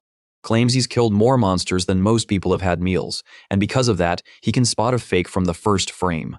Then he moves on like it's already settled. Jiang Yu opens the comment section. It's a war zone. Half the comments refuse to believe the footage is fake. How do you CGI the shadow layer? The other half are asking why a real video would need editing at all. Some are sitting on the fence picking apart specific objects in the frame. A few say they trust the night patrol tag over everything else. Jiang Yu smirks at all of it.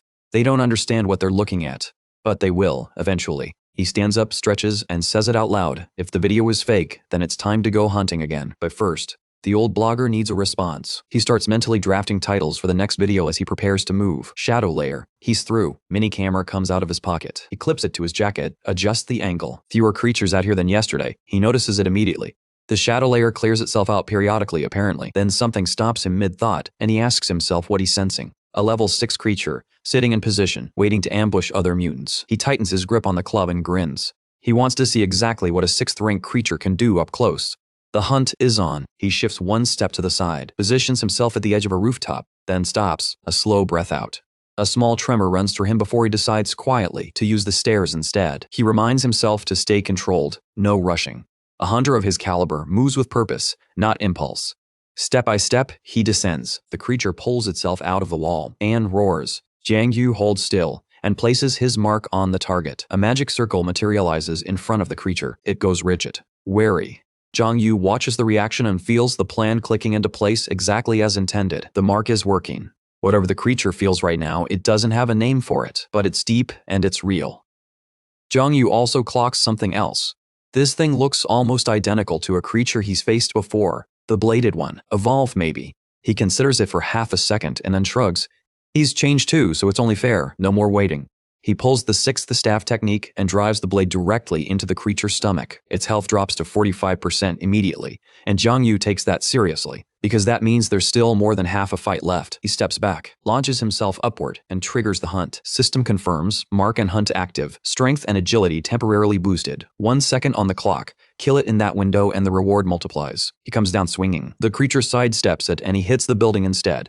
A flash of light explodes from the point of impact. He spins around. The creature is completely untouched. He pushes off the wall without missing a beat and keeps moving. He lands directly in front of it. The creature shrieks, a sound that doesn't belong in a normal throat. Its appendages spread wide, thrashing in every direction, working to intimidate him. He wavers for just a moment, and then the creature opens its mouth and releases something that isn't a sound so much as a frequency. Jiang Yu's head goes heavy. He asks himself if this thing is running mental attacks, because that's exactly what this feels like. It slashes him before he can get his guard up.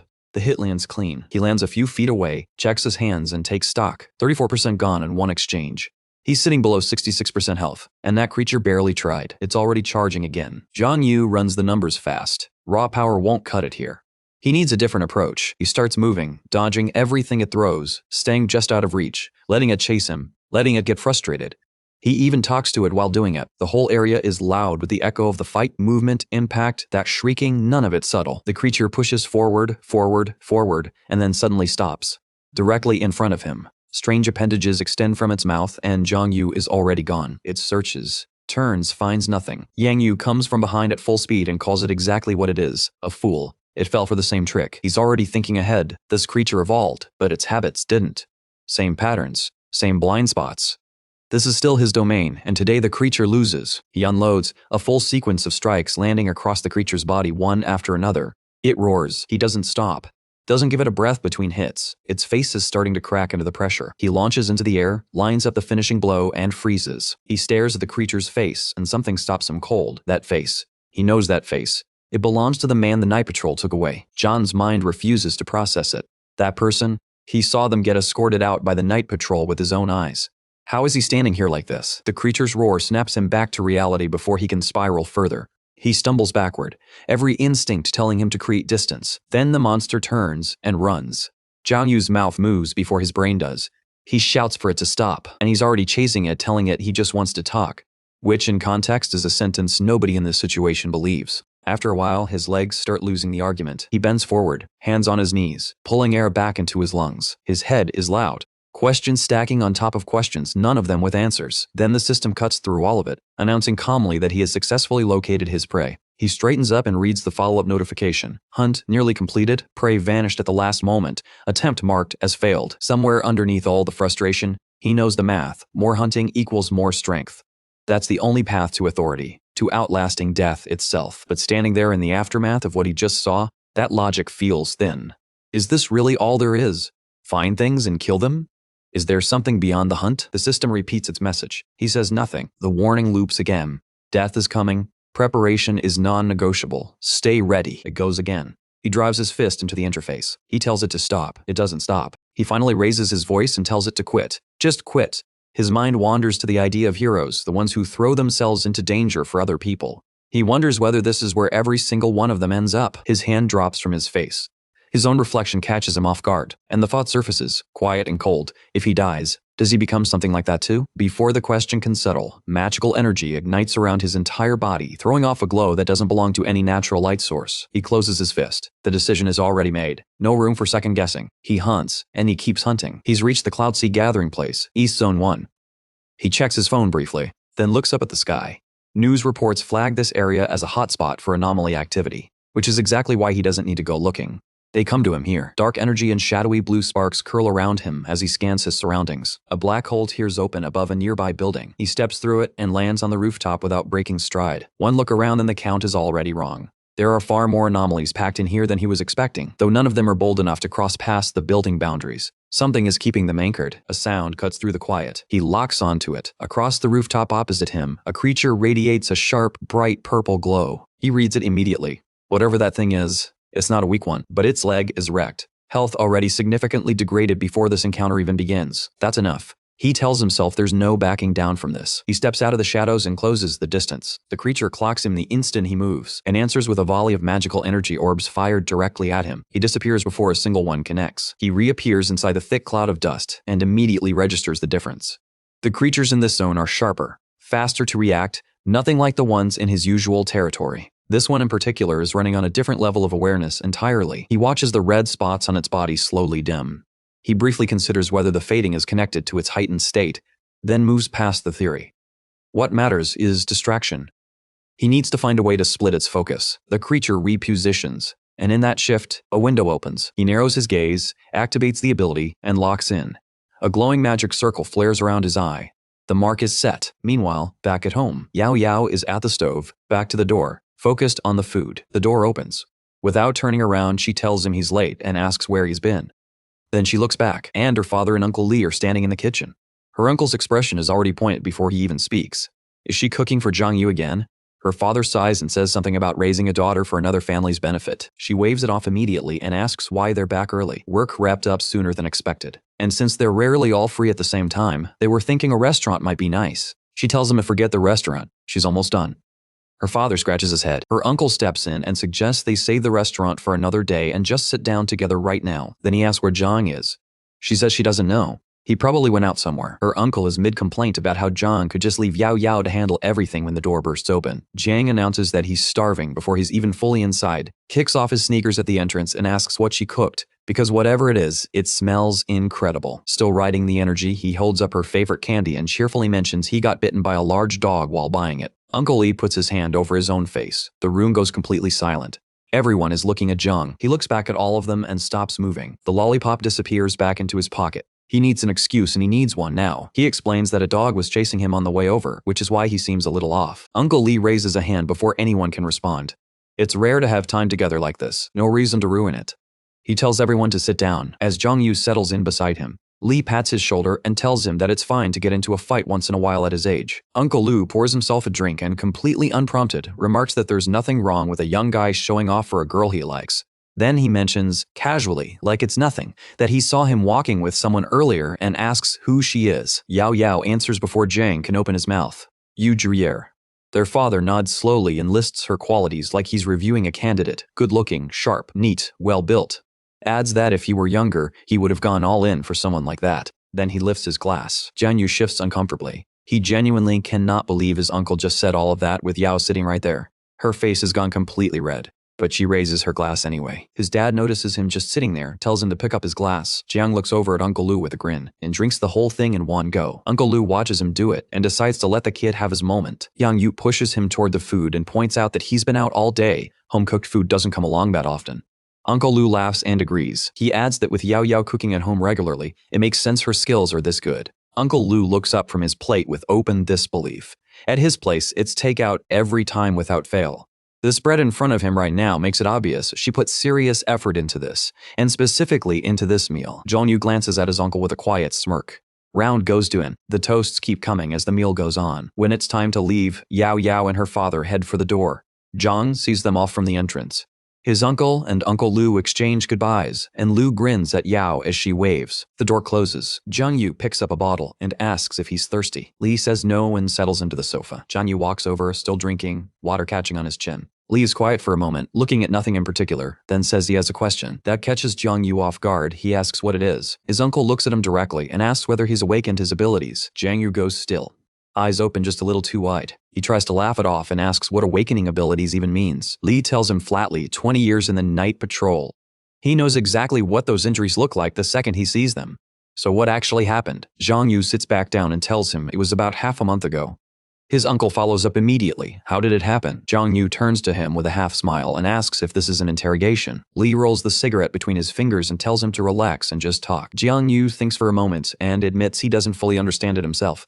They just woke up one day. Lee raises an eyebrow and asks if it happened on its own, without any trigger. He mentions that spontaneous awakenings are genuinely rare, maybe once a year if that. Jiang Yu holds out his hand with a shrug and says it might just be raw talent. Lee's expression drops. The look he gives him carries weight. Jiang feels it immediately. Lee shifts and tells him there's a test coming this year, martial arts exam, mandatory for everyone. Jiang Yu nods and tells him both he and Yao already know about it.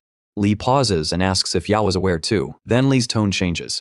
He talks about the pressure the night patrol has been absorbing in recent years, casualty numbers that keep climbing. And then he offers Jiang a way out.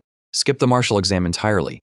Sit the college entrance exam instead. Jiang Yu stares at him. He asks what his uncle means by way out, and how he can say something like that so casually. Lee explains it plainly. Several universities are available to him. Art department if he likes drawing. Other tracks if something else fits better. No obstacles, no complications. Jiang Yu looks at his uncle like he's seeing him for the first time. Then he leans in slowly and asks with complete sincerity if instead of actually enrolling, he could just get the certificate. Lee's hand connects with Jiang Yu's face before a single word is spoken. The slap rings out, followed by a shout that's pure disbelief. The plan is already decided in Lee's mind. Jiang Yu goes to the Winter Academy, no debate. The environment there is exactly what he needs, and once he's done, Lee will personally line up a stable career for him. A good life, a real future with Yao. That's the offer on the table. Jiang Yu's hands go straight to his head. And the frustration pouring out of him isn't just emotional. It's the kind that comes from feeling completely cornered by someone else's vision for your life. He's not backing down, though. The words come out steady. He still wants to try. He still wants to become an extraordinary. That answer doesn't land well. Lee's anger spikes immediately, his voice rising as he makes one thing absolutely clear. Jiang Yu will obey him.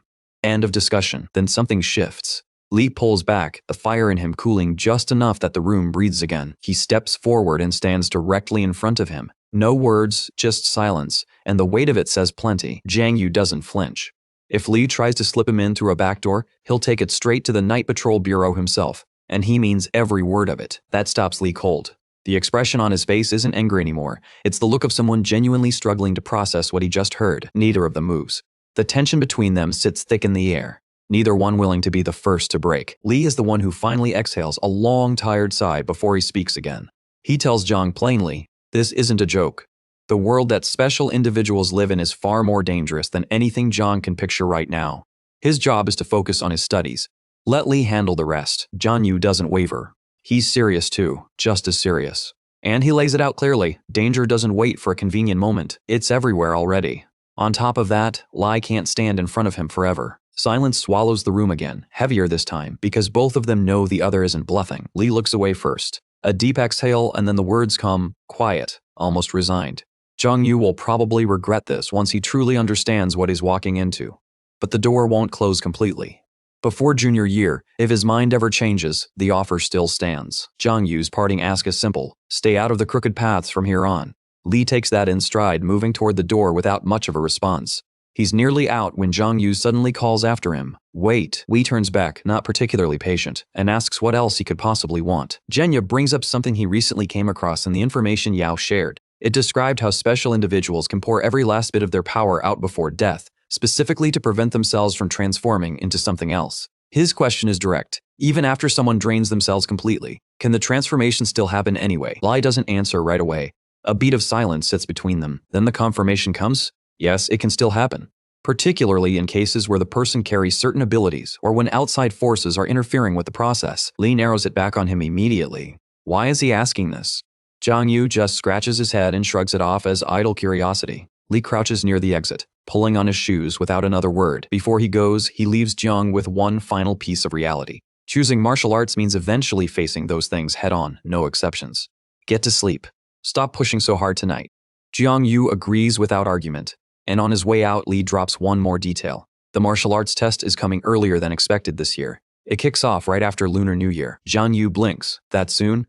Lai confirms it with a nod, tells him to start preparing, and walks out. The white-haired girl's phone lights up with a notification. The blogger she follows just dropped a new video. She grabs her phone fast, already excited before the screen even fully loads. But scroll down even slightly and the comments section is a mess. Skeptics everywhere calling it another fabricated video. Their argument is that the Night Patrol uses actual weapons against monsters, not spider webs and flashy energy bursts. To them, the blogger is just a skilled video editor chasing clout. Someone in the comments is specifically furious about the brand deals. The video is sitting at 1,847 comments and 2.1 million likes, which means the crowd is absolutely divided. The girl's mood sours fast. The hater count has gone up again, and her read on it is simple. They're jealous. Plain and simple. She starts firing back in the comments. Fingers moving fast, calling them out for not understanding anything, labeling the whole lot of them envious. Then she stops mid-sentence. Her eyes lock on the screen and she just stares. Something is making her hesitate. A quiet fear creeps in. What if he really is a scammer? What if this new video is an apology? She pushes the thought aside and taps play. Text appears on screen first. If you don't hunt, you will die. Not the intro anyone was expecting, but honestly, that hits differently. Bro opened with an absolute banger. It's a POV video. The camera starts right at the ledge of a rooftop, and suddenly the ground looks very far down. The girl's jaw drops. The immersion is unreal. She feels less like a viewer and more like she's physically standing next to him inside the footage. A blinding flash cuts across the screen and he launches himself off the building. The girl completely loses it. She has no idea what she's watching anymore, and the scream that comes out of her is pure, unfiltered fear. Her eyes go wet before she even realizes it. She blinks them open wide, glancing around the room as if trying to confirm she's still sitting right where she started. Both hands are stretched out in front of her, staring at the screen with a mix of awe and disbelief she can't quite sort out. He turns slightly in the video, and she gets a clear look at his face, and the thought that crosses her mind is genuine wonder. Is this actually what superhuman power looks like? He takes the hit straight to his stomach. Arms spreading wide as a burst of light explodes outward and washes everything in white. A monster materializes right in his path. From this close, she can tell, whatever that thing is, it's genuinely extraordinary. Not props. Not CGI. He fires spider webs and uses them to pull distance between himself and the creature. The girl is completely locked in, one thought repeating in her head. This is too cool. Then he drives a full-force kick directly into the monster's face. More strikes follow, fast, relentless, each one landing with intent. Her fists clench on their own. The thrill of it is almost too much to sit still through. In her mind, it clicks. This is a real fight. Extraordinary human versus alien species. There is no version of this that could be faked. He launches himself off the rooftop in a straight dive toward the creature, eyes locked on it the whole way down. And in that moment, it hits him too. This is who he is. A fighter from the northern capital. The impact is massive, and the monster doesn't get back up. Green liquid drips from Yu's hands as the remains of the creature settle on the ground. He stops beside it and activates Shadow Devour. The girl watches from just behind him, completely still, not making a sound. Her mind is already running ahead. Did he just absorb another being? And if the spiderweb ability came from that spider he fought before, does that mean this creature just handed him something new too? She needs to know what he just gained. Back home, Jiang Yu strips off his shirt and tosses it into the laundry basket. He steps in front of the mirror and gets a full look at his face, and the verdict is that it hurts. A lot. Wrapping a bandage around his torso, he makes himself acknowledge the truth. The alien species in this area are genuinely strong.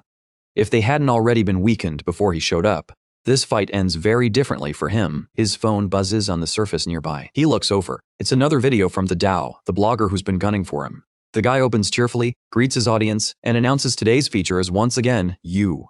His claim this time is that it all looked extremely convincing. But he still found the edits. He walks through his evidence frame by frame.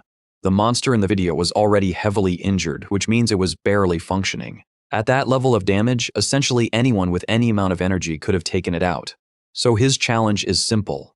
If Yu is genuinely extraordinary, why waste his time on a target that was already on its last leg? Jiang Yu watches the whole thing without moving. Then he closes the video, flips his phone face down, and shuts it off. The guy irritates him on a level that's hard to put into words. He drops onto the couch and lets his mind settle on where he actually stands right now. The conclusion isn't flattering. His current strength still falls short of handling first-grade alien species. His eyes snap open. The decision forms fast and clear. He needs to get stronger. Not a little stronger. Strong enough that doubt stops being an option for anyone watching. His fist tightens as he stares at the ceiling. The preparation has already begun in his head. The system pulls up his current profile. Shadow points, 32 out of 32, full capacity. 2 new skills have been added. Shadow Weave from the spider encounter, and Shadow Claw from the creature he finished last. The system's official rating of him reads, looks strong, actually weak. That rating earns a full response from him. He fires back at the system directly. The system's abilities are the weak ones, not his. At this point, he's 100 times stronger than his girlfriend, and he could probably handle 50 of his uncles without breaking a sweat. But even as he says it, he knows the truth. It's still not enough. The previous battles gave him skills, not certainty. Here's something he figured out about shadow points. They're not experience points the way Jiang Yu originally assumed. They function more like energy of fuel source. Every ability drains shadow points depending on how high level it is. Shadow form specifically pulls differently depending on the setting: 0 cost in the shadow world, a small draw at night in the real world, and a massive drain during daylight. The environment dictates the price. He channels shadow points into his body to push his recovery along, and his mind drifts to the martial exam that's now sitting right around the corner. His read on the competition is straightforward. Most test takers will land somewhere between 1 and 3 shadow points on his scale. Even standing still, he already has enough to beat them. Growth isn't even required. He's been loud about his strength lately, and he knows the attention is building. But staying quiet about it has zero appeal to him. The exam is going to be his stage, and he intends to use it. A laugh escapes him. His uncle's backing him, so the fear simply isn't there. The guy in the unit directly below looks up at his ceiling and arrives at the only reasonable conclusion. The man upstairs has lost his mind. The next day finds him slumped in a mall seat. Looking like the shopping trip has actively shortened his lifespan. His girlfriend told him 1 hour. She has been at this since morning. He collapses sideways onto his friend's shoulder, muttering that this is how he dies. His friend shoves him off immediately and tells him to cut it out. Saying things like that at the start of a new year is asking for bad luck. Jiang Yu straightens up and looks at him dead serious. He's not being dramatic. If he doesn't hunt, he will literally die. That lands differently. His friend's expression shifts, and he asks what exactly that's supposed to mean. Jiang Yu's eyes flick to his girlfriend, and the sentence dies on his lips. Never mind, nothing. The 4 of them redirect to finding somewhere to eat, and Jiang Yu steps up, assuring everyone he'll pick a place that works for the whole group. They end up in a cafe where the entire menu appears to be built around garlic oysters, steamed oysters, and fried onions. The girls study the menu with visible confusion. Yao asks if this is genuinely the place that was supposed to accommodate everyone. The green-haired girl concedes that yes, it technically was the peck, But this place reads more like a cafeteria designed specifically for male students. John flags down the waiter, opens with the fact that he's been injured and needs to rebuild his energy, and rattles off his order without hesitation. Toast, soy sauce fried rice, and egg soup. The waiter nods along and tells him that's a solid choice. Yao Yao raises an eyebrow and smirks. She expected something a little more creative from him. Jiang Yu acknowledges that it's nothing fancy, then pivots immediately to request that the oysters be large and as fresh as possible. The waiter stares at him for a solid moment, visibly thrown off. Eventually, the food arrives, and the waiter wishes them a good meal. Jiang slides the dish toward his girlfriend and tells her not to sit there hungry. She passes on it. Her phone buzzes with a message at exactly that moment. The martial arts exam schedule has changed. The test window opens February 17th and wraps up around the 20th. The specialized training camp follows right after, opening on the 25th. Her friend reads it twice and reacts with genuine surprise. The martial arts exam is mandatory? This is actually happening? The other friend points out the part that's really annoying. The qualification test falls right after the holiday break, which makes the whole timeline worse. Jiang Yu leans over, pats one of them on the shoulder with all the casual confidence in the world, and tells them their scores probably aren't high enough to stress over it anyway. His friend fires a dry thank you back at him. Then he shifts gears and brings up a memory. When he was 7 years old, a specter from the alien species chased him down. By the time the night patrol showed up and put the thing down, he'd already fallen sick and spent a long stretch dealing with psychological fallout from the whole experience. Jiang Yu grins and states plainly that he would have handled that specter himself if he'd been in the situation. Yao's expression says everything. She looks at him and asks, completely unimpressed, whether he genuinely thinks everyone around the table is as ridiculous as he is. She makes the point herself. Most people don't operate the way he does. Running is the default strategy for a reason, and honestly, she adds, that instinct isn't a flaw. The trauma that alien species encounters leave behind is real, and it stays with people. The table goes quiet. Nobody reaches for their food. Jiang Yu and Yao look at each other across the silence. He's the one who breaks it. Arms spreading wide, telling the group to relax. No need to make it heavier than it already is. He doesn't even finish the gesture. They're already raising a toast ahead of him. The sound hits before anyone can process it. A deafening blast that sends every single person in that cafe lurching out of their seats. Yao Yao's head snaps toward the source and the recognition lands instantly. That's a pollution siren. The alarm carries one message. Alien species have breached the commercial center. Terror moves through the room like a current. People lock up, freeze, minds going blank all at once. One man's voice cuts through the noise, shouting for everyone to get out. That's all it takes. The crowd surges toward every exit at once, and the chaos swallows everything. Desperate voices claw over each other. Move faster. It's too close. Get out of the way. In the middle of all of it, Jiang, Yao and their friends are the only ones standing still, watching it all happen around them. The guy scans the shoving, frightened crowd with visible unease. The green-haired girl pulls up her phone looking for any kind of update, then asks the group what the move is. Yao takes a breath, thinks for just a second, and makes the call. Stay calm. Head for the exit in an orderly line. Panicking makes it worse. Before anyone takes a step, Jiang Yu's voice cuts in behind them. Move. Get out of the way. Before anyone can ask what he means, his fist drives straight through the wall, an entirely new exit where there wasn't one before. The people nearest them go dead silent. Yao stands there staring at the hole in the wall like her brain is buffering. Jiang Yu glances back at her and waves her forward. Why is she still just standing there? They need to move. Now. No one argues. The group pours through the gap he just made with his bare hands and keeps running. He moves carefully, scanning as they go. Then someone charges past in the wrong direction entirely, screaming that there's still someone back there before vanishing into the flood of people. A deep red light pulses through the haze, and something about it makes everyone's skin crawl. Jiang Yu clocks it immediately. The monster is close. Way too close. And with this many people around, switching to shadow form isn't an option. That would blow everything wide open. He doesn't deliberate. His hand finds Yao's and he pulls her forward with him. The crowd fractures into full panic, gasps, screaming, people barely staying on their feet. Somewhere behind them, a voice bellows to run. Yao pulls against his grip for just a moment, her mind snagging on the same question. How did they even get in here? The defense forces were supposed to be positioned nearby. Jiang Yu shakes his head. There's no time for that right now. They run first, figure it out later. One thing he'll acknowledge, though. The fact that most people got out before this hit is the only reason this isn't a massacre. He points sharp to the side. That's the way out. They reach the exit, and Jiang Yu stops. His expression shifts. He turns to the group and tells them with complete urgency, hold on to each other, right now. This whole place is about to come down. Nobody moves fast enough. The structure gives way all at once. Screams tear through the air as the floor disappears beneath them, and they all drop together into the dark. Jiang Yu drags himself upright through the pain, jaw set, and immediately starts scanning for the others. Yao is already up, rubbing her chin, doing a quick self-assessment. Mostly fine. Nothing serious. A few scrapes. Then their friend's voice rings out, sharp, agonized, and he's convinced his leg is broken. They spot him across the rubble, a massive slab of concrete pinning him down. Jiang crosses to him fast, wraps both hands around an iron rod sticking out of the debris, and tells his friend he's got him. He heaves, the slab lifts. The leg comes free. A pained groan escapes, but the weight is gone. Yo-Yo is already moving, pulling out pills and pressing them into his hand. Take them. They'll cut through the pain. He gets them down fast, still shaking, eyes darting around the dark space. He's sweating. The question that comes out of him is genuine panic. Where are they? It feels wrong.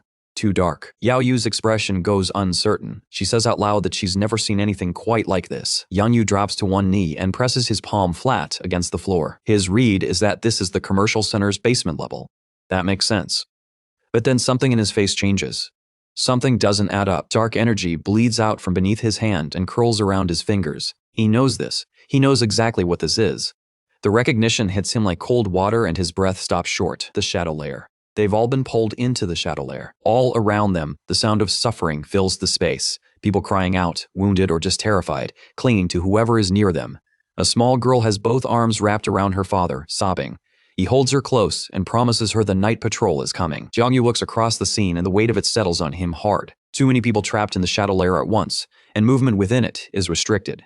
Which means the night patrol's response time just got a lot longer. And time is the problem, because even without a direct attack, the pollution inside the shadow layer will start killing people if they stay too long. He has to find a way to get everyone out, fast. He pivots to Yao Yao and asks her directly, the watch her dad gave her, is she wearing it right now? Her eyes drop to her wrist and go wide. She completely forgot she had it on. The energy in the group shifts the moment they realize what it means. Smiles break through the fear. She presses the button and explains it sends a distress signal straight to the night patrol division. The green-haired girl is practically glowing. She grabs Yao Yao's arm and declares that her intelligence just saved all of them. Jiang Yu doesn't join the celebration. His mind is already somewhere else. He's not confident the signal speeds up the rescue by much. What the watch buys them is time against the pollution.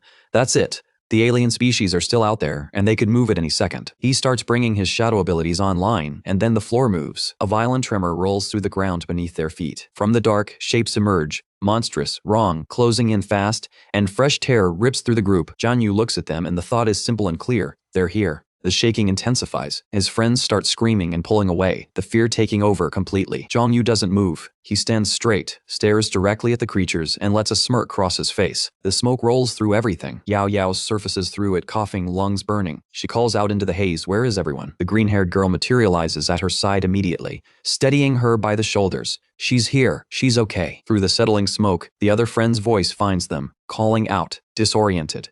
Yao's voice rises above it all, calling out Jiang Yu's name. Her friend grabs her arm and points. A massive crack splits the ground nearby. Yao's chest tightens as she asks the question she doesn't want answered. Did he fall down there? The destruction around them answers plenty on its own. Debris everywhere, nothing intact. Somewhere in the rubble, the white-haired girl is moving, barely. She claws her way out from under the debris, inch by inch. She makes it to sitting, looks around, and has absolutely no idea what's happening. Then she touches the side of her head, and it all floods back. She and Xiaya had been shopping when the siren went off and everything turned to chaos at once. She spins left, then right, calling out for her friend. Her hand hits something on the ground beside her. She looks down, and the air leaves her body. Xiaoya's mutilated form is right there next to her. She can't breathe, her hands shake. Tears spill before she even fully processes what she's seeing. A shadow falls over her from behind. A claw swings. She turns, and understanding arrives all at once. This is it. Nothing in her life ever prepared her for this moment. This kind of thing belonged in movies. Not here, not real, not happening to her. She thinks it through in the fraction of a second she has. In a film, someone would come. The hero always shows up. Someone always tries, but this isn't a film. Nobody is coming. There are no heroes in the real world. She closes her eyes and waits for what comes next. Blood hits the stone floor. She opens her eyes, and there's a dark silhouette standing between her and the claw. She wipes her face, chest heaving, and looks up. It's John, the same face from every video she's watched. He's got the monster's claw locked in one hand, holding the whole thing back like it's nothing. Something reignites behind her eyes. A question she barely dares to think. Is he actually a hero? He answers that question immediately by hurling the monster straight into the abyss without hesitation. She stares at him, the recognition clicking fully into place. It's really him. A system notification surfaces. Shadow Claw, when stacked with the assassin's ability, pushes attack lethality into a completely different tier. Jiang Yu activates it without waiting and launches himself at the creature. The strike connects and sends it airborne. But the monster recovers mid-flight. Claws dig into the ground, momentum killed, and it straightens up with both eyes locked onto him, breathing hard. The girl behind him completely loses her composure. She starts clapping, overwhelmed, the whole situation hitting her like a fever dream. She can barely get the words out, stammering as she says it. He's the assassin. He's actually real. Jiang Yu catches the excitement in his peripheral vision, and before he can even respond, she's already in front of him, phone out, grabbing his hand, talking fast. She's seen every single video. She can't believe this is real. He's incredible. He looks her over and points out, with zero filter, that her stockings and dress are destroyed. She stops, looks down at herself, steps back slowly, suddenly very aware of how she looks. She asks him if it bothers him. He waves it off quickly. It's nothing. She tilts her head and says, almost playfully, that if it really bothers him, she could always go home and change into something nicer. He runs with that a little more than he should and asks if the new outfit would be silk. She tells him to stop fixating on the fabric. She'll also bring him spicy chicken. Behind them, the monster has had enough of being ignored.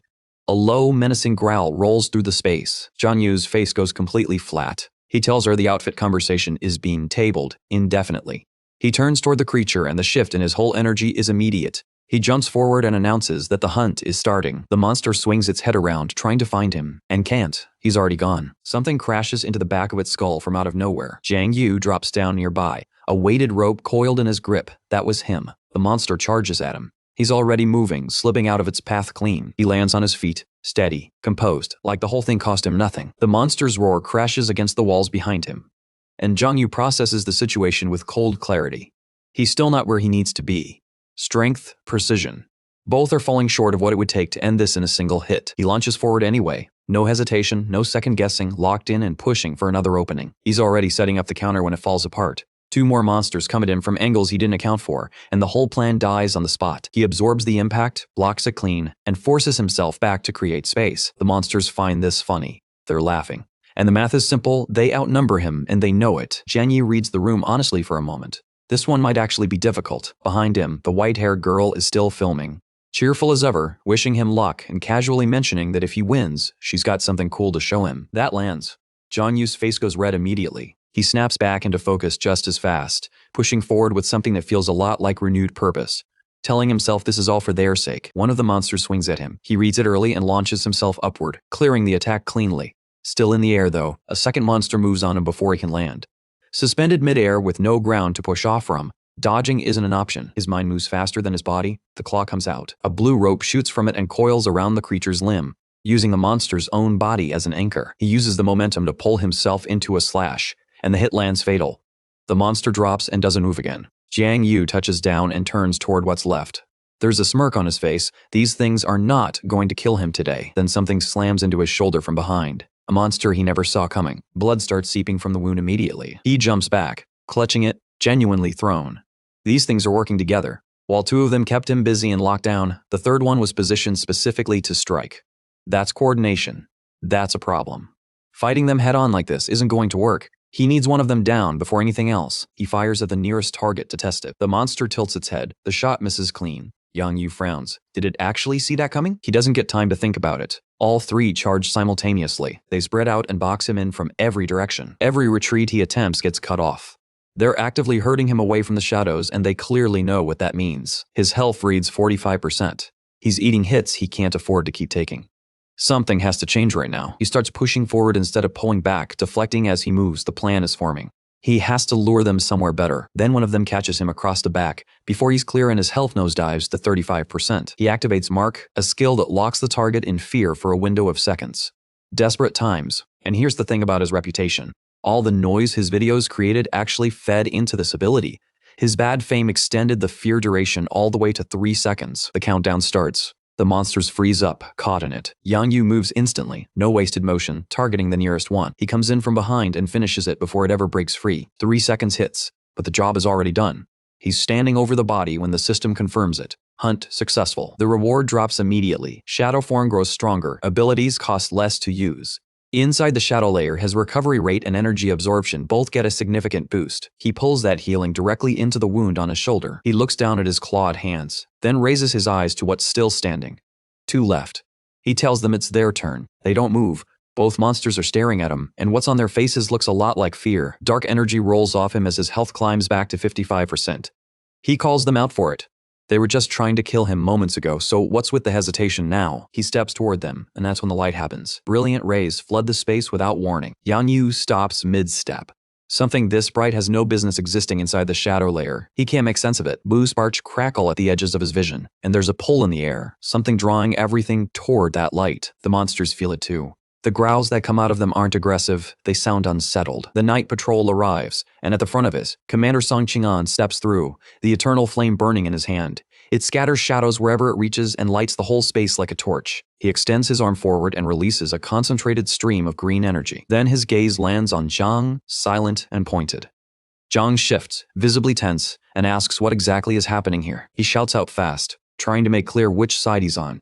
He's not the threat here. A monster breaks from the group and goes straight for Song Qing'an. Without turning, without even looking, he angles the green blast upward. The creature is dead before it hits the ground. Jiang Yu doesn't breathe for a second. One strike. Clean. Effortless. So that's what the night patrol actually looks like at full strength. He does the math quietly in his head. If that blast had connected with him instead of the monster, he wouldn't be standing right now. He walks over to one of the squad members, smirks, and tells him they cut it close. The battle's basically already wrapped up. The man in dark glasses apologies for the delay and asks who he is. Jiang Yu waves the question off. Doesn't matter. He points toward the white-haired girl and redirects them. She's injured. She needs attention. The girl looks at him like he just said something absurd and reminds him that he was supposed to personally get her home. He turns back to her with a salute and a completely straight face. That was a joke. Duty comes first. That's what it means to be in the night guard. He's already stepping into the shadows as he finishes the sentence, telling her she's in good hands now. She calls out his online name, tells him to stop, but he's already gone. Qing'an turns to one of his men and asks if that name rings any bells. The man fills him in. Yu has a following on a certain platform. Shadow abilities. Nothing that suggests serious power.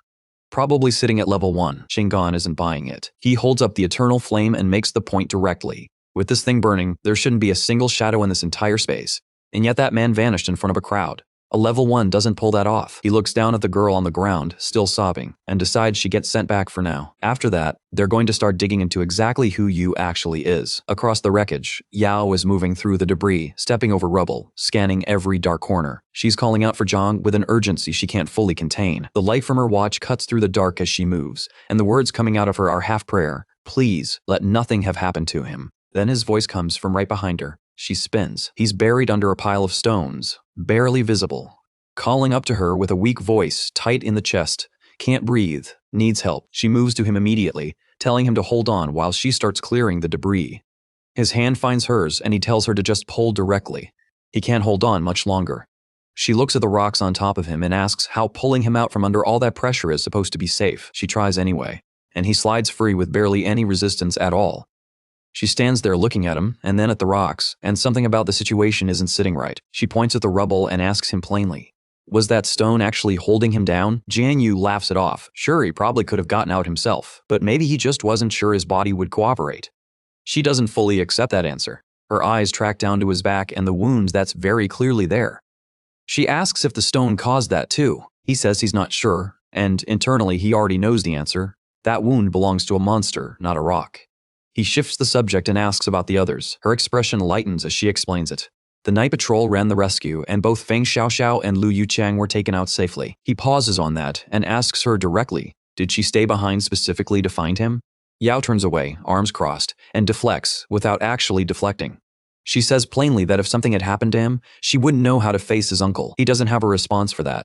Tears start forming before he can stop them. Then he wraps both arms around her. Yao goes completely still. She did not see that coming. Then she starts hitting him and tells him to let go. Jiang Yu does not let go. He starts explaining himself. He just spent time watching monsters carrying large knives and cutting through everything in front of him. He says he's scared, and he needs this hug specifically to feel better.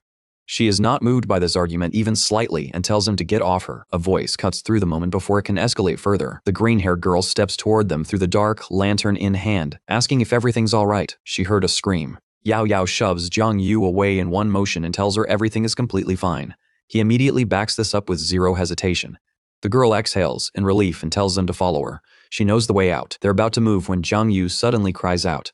Yao turns back to him worried. What happened? He wipes his eyes and tells her it's nothing serious. But the realization that just hit him is very serious to him personally. He never went back to absorb the shadow points from any of the creatures he killed. All of it just sitting there, uncollected. The next morning, Night Patrol headquarters. Jiang Yu is in an interrogation room. Across from him sits a girl named Eli Yuan, night patrol officer, running through the standard questions. He gives her his name, Jiang, 18 years old. Everything being said in that room is going on record. She confirms his school enrollment and then shifts into procedure. The recent incident has a direct impact on him, and by standard protocol, anyone involved must complete psychological treatment and medication through a night patrol office. The treatment window runs for 1 month. She looks at him and lays out the issue. If the military exam falls inside that window, his qualification test evaluation grade takes a significant hit. Jiang Yu's response is immediate. Can he just opt out of the treatment? He feels completely fine mentally. She explains why that's not how it works. Contamination doesn't always surface right away. By the time symptoms show up, it can already be too late to address them cleanly.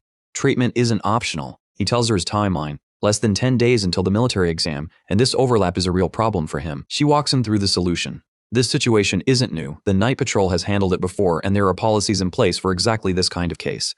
An advance application for special consideration can be submitted if needed. Jiang Yu listens, leaning in slightly. She sets a document in front of him and tells him a parent or guardian signature is required before anything moves forward. She continues explaining the structure. Preliminary testing runs through the Night Patrol itself. Results logged directly into the system. Same equipment, same standards as a formal exam.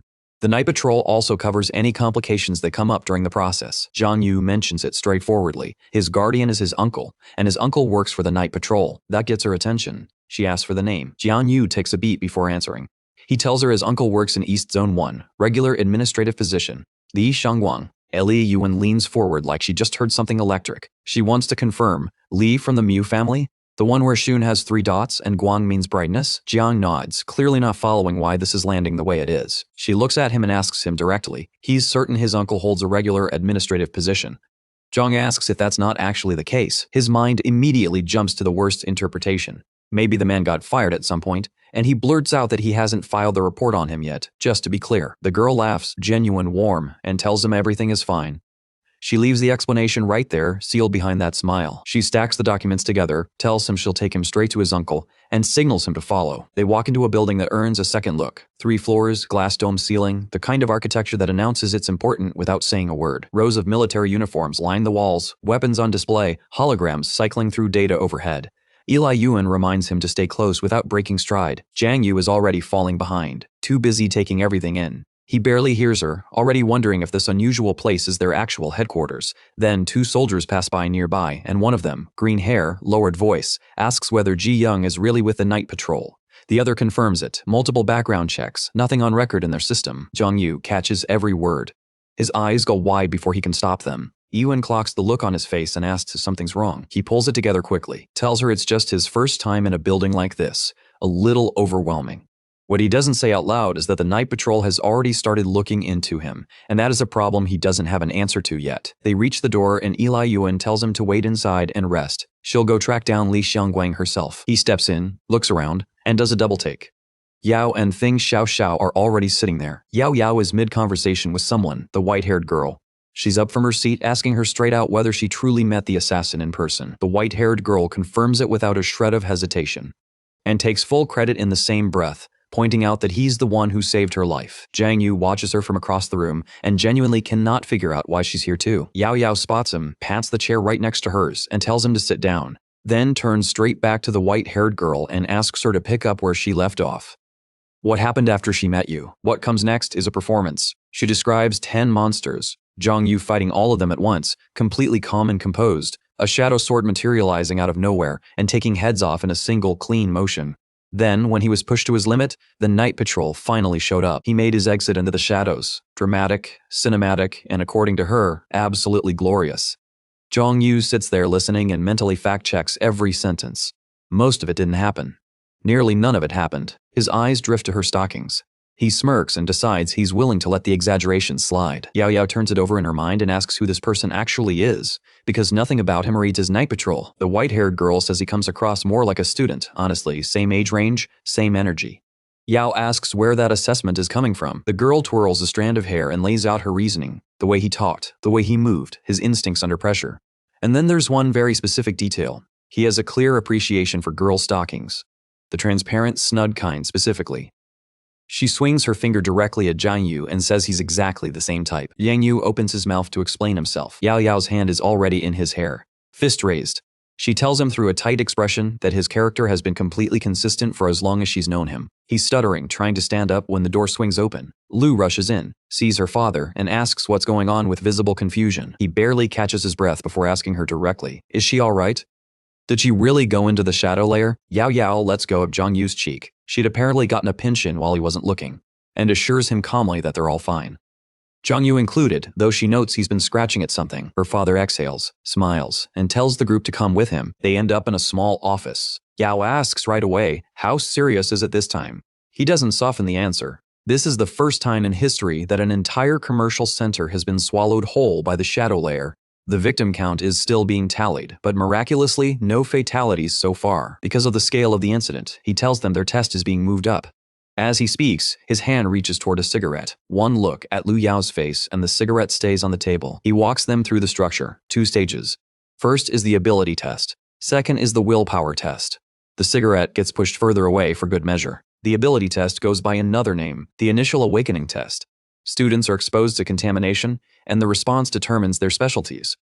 Relatively low risk. It's more diagnostic than dangerous. The willpower qualification test is something else entirely. Mental strength, resistance to outside pressure. That's what gets measured, and that's what decides whether they pass or fail. He leans across the desk, expression tightening, and makes clear that the willpower test is the one that draws the line between ordinary and extraordinary. Jiang Yu raises his hand. So willpower is basically everything in the second stage? The stronger it is, the better the odds? Lu's father shakes his head.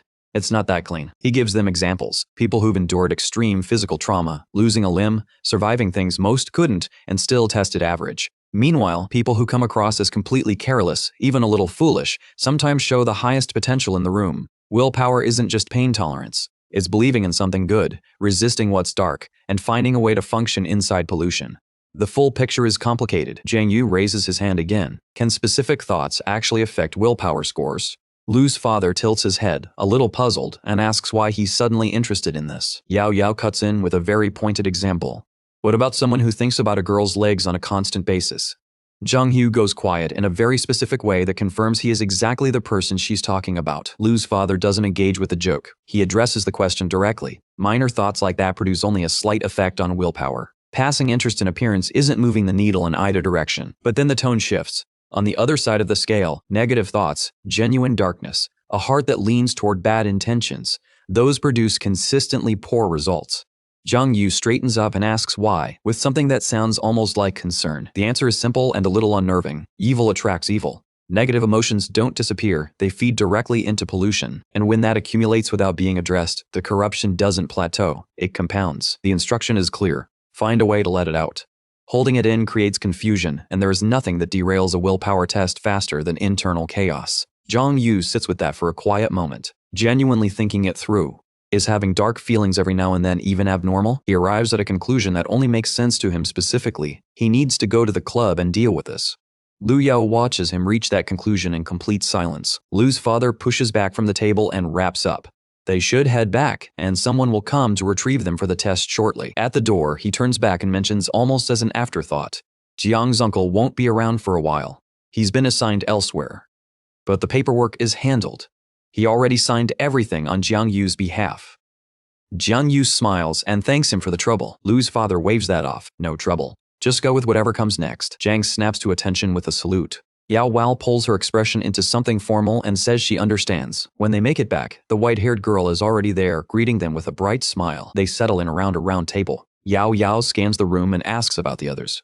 The girl gestures to the side. They went to handle the formal paperwork with their families. Asked why she didn't do the same. Her answer is easy and a little lonely if you read between the lines. Her parents are away on business, left the city a few days ago, still haven't come back. She sorted everything remotely over a call earlier. Then Yu Qian's voice announces itself before he does, declaring that everyone is now present. Heads turn. He's in a wheelchair, one leg splinted, Xiao serving as his personal transport. He's holding a coffee like none of this is unusual, and he's going on about how they sprayed something on his leg and the pain just stopped. Revolutionary, apparently. Jiang Yu walks over and asks the obvious question. He's injured. Is he actually planning to sit the test? Yao asks the same thing from her side. He brushes both of them off. He's already been told the injury won't interfere with his results. Xiao Xiao pats his shoulder with a grin and informs the group that despite all this confidence, he was very much crying in a corner approximately 10 minutes ago. Yu Qian denies this with full energy. The door opens again. A group of young people files in, faces arranged into expressions of quiet grief. The blonde guy at the front is actively wiping his eyes. Jiang Yu looks at the whole group and asks what happened to them. Yao Yao watches them and answers softly. They just wanted an ordinary life. The test is about to take that option off the table for some of them permanently. Yen steps to the front of the room, does a quick count to confirm everyone's present, and announces it's time. She lays out the structure again for the full group. 2 parts, ability testing first, then the willpower assessment. The ability test looks at development potential, destructive output, and how efficiently they can use their skills. Abilities land in one of 4 brackets: low, medium, high, and advanced. The willpower test measures how much outside influence can get through, and the results come back in one of 6 colors: white, green, blue, purple, red, and orange. One rule has changed from previous years. Last time, anyone sitting at level 1 ability was exempt. Not this time. Everyone tests. No exceptions, because potential can surface at any stage of development. She makes the stakes plain. Strong willpower can compensate for weak ability. There's a path forward even then. But if willpower falls below the ability level and the qualification gaps are too wide, the only door that stays open leads to the civil service. She closes the folder with a sharp snap and tells them to follow her outside. The applicants file out and take their places in the waiting area. Jiang drifts toward the glass wall. In the adjacent room, a man stands beside something covered in cloth, and something about it holds Jiang Yu's attention. A voice through the speakers calls Xiao Xiao's name and instructs her to step into the room.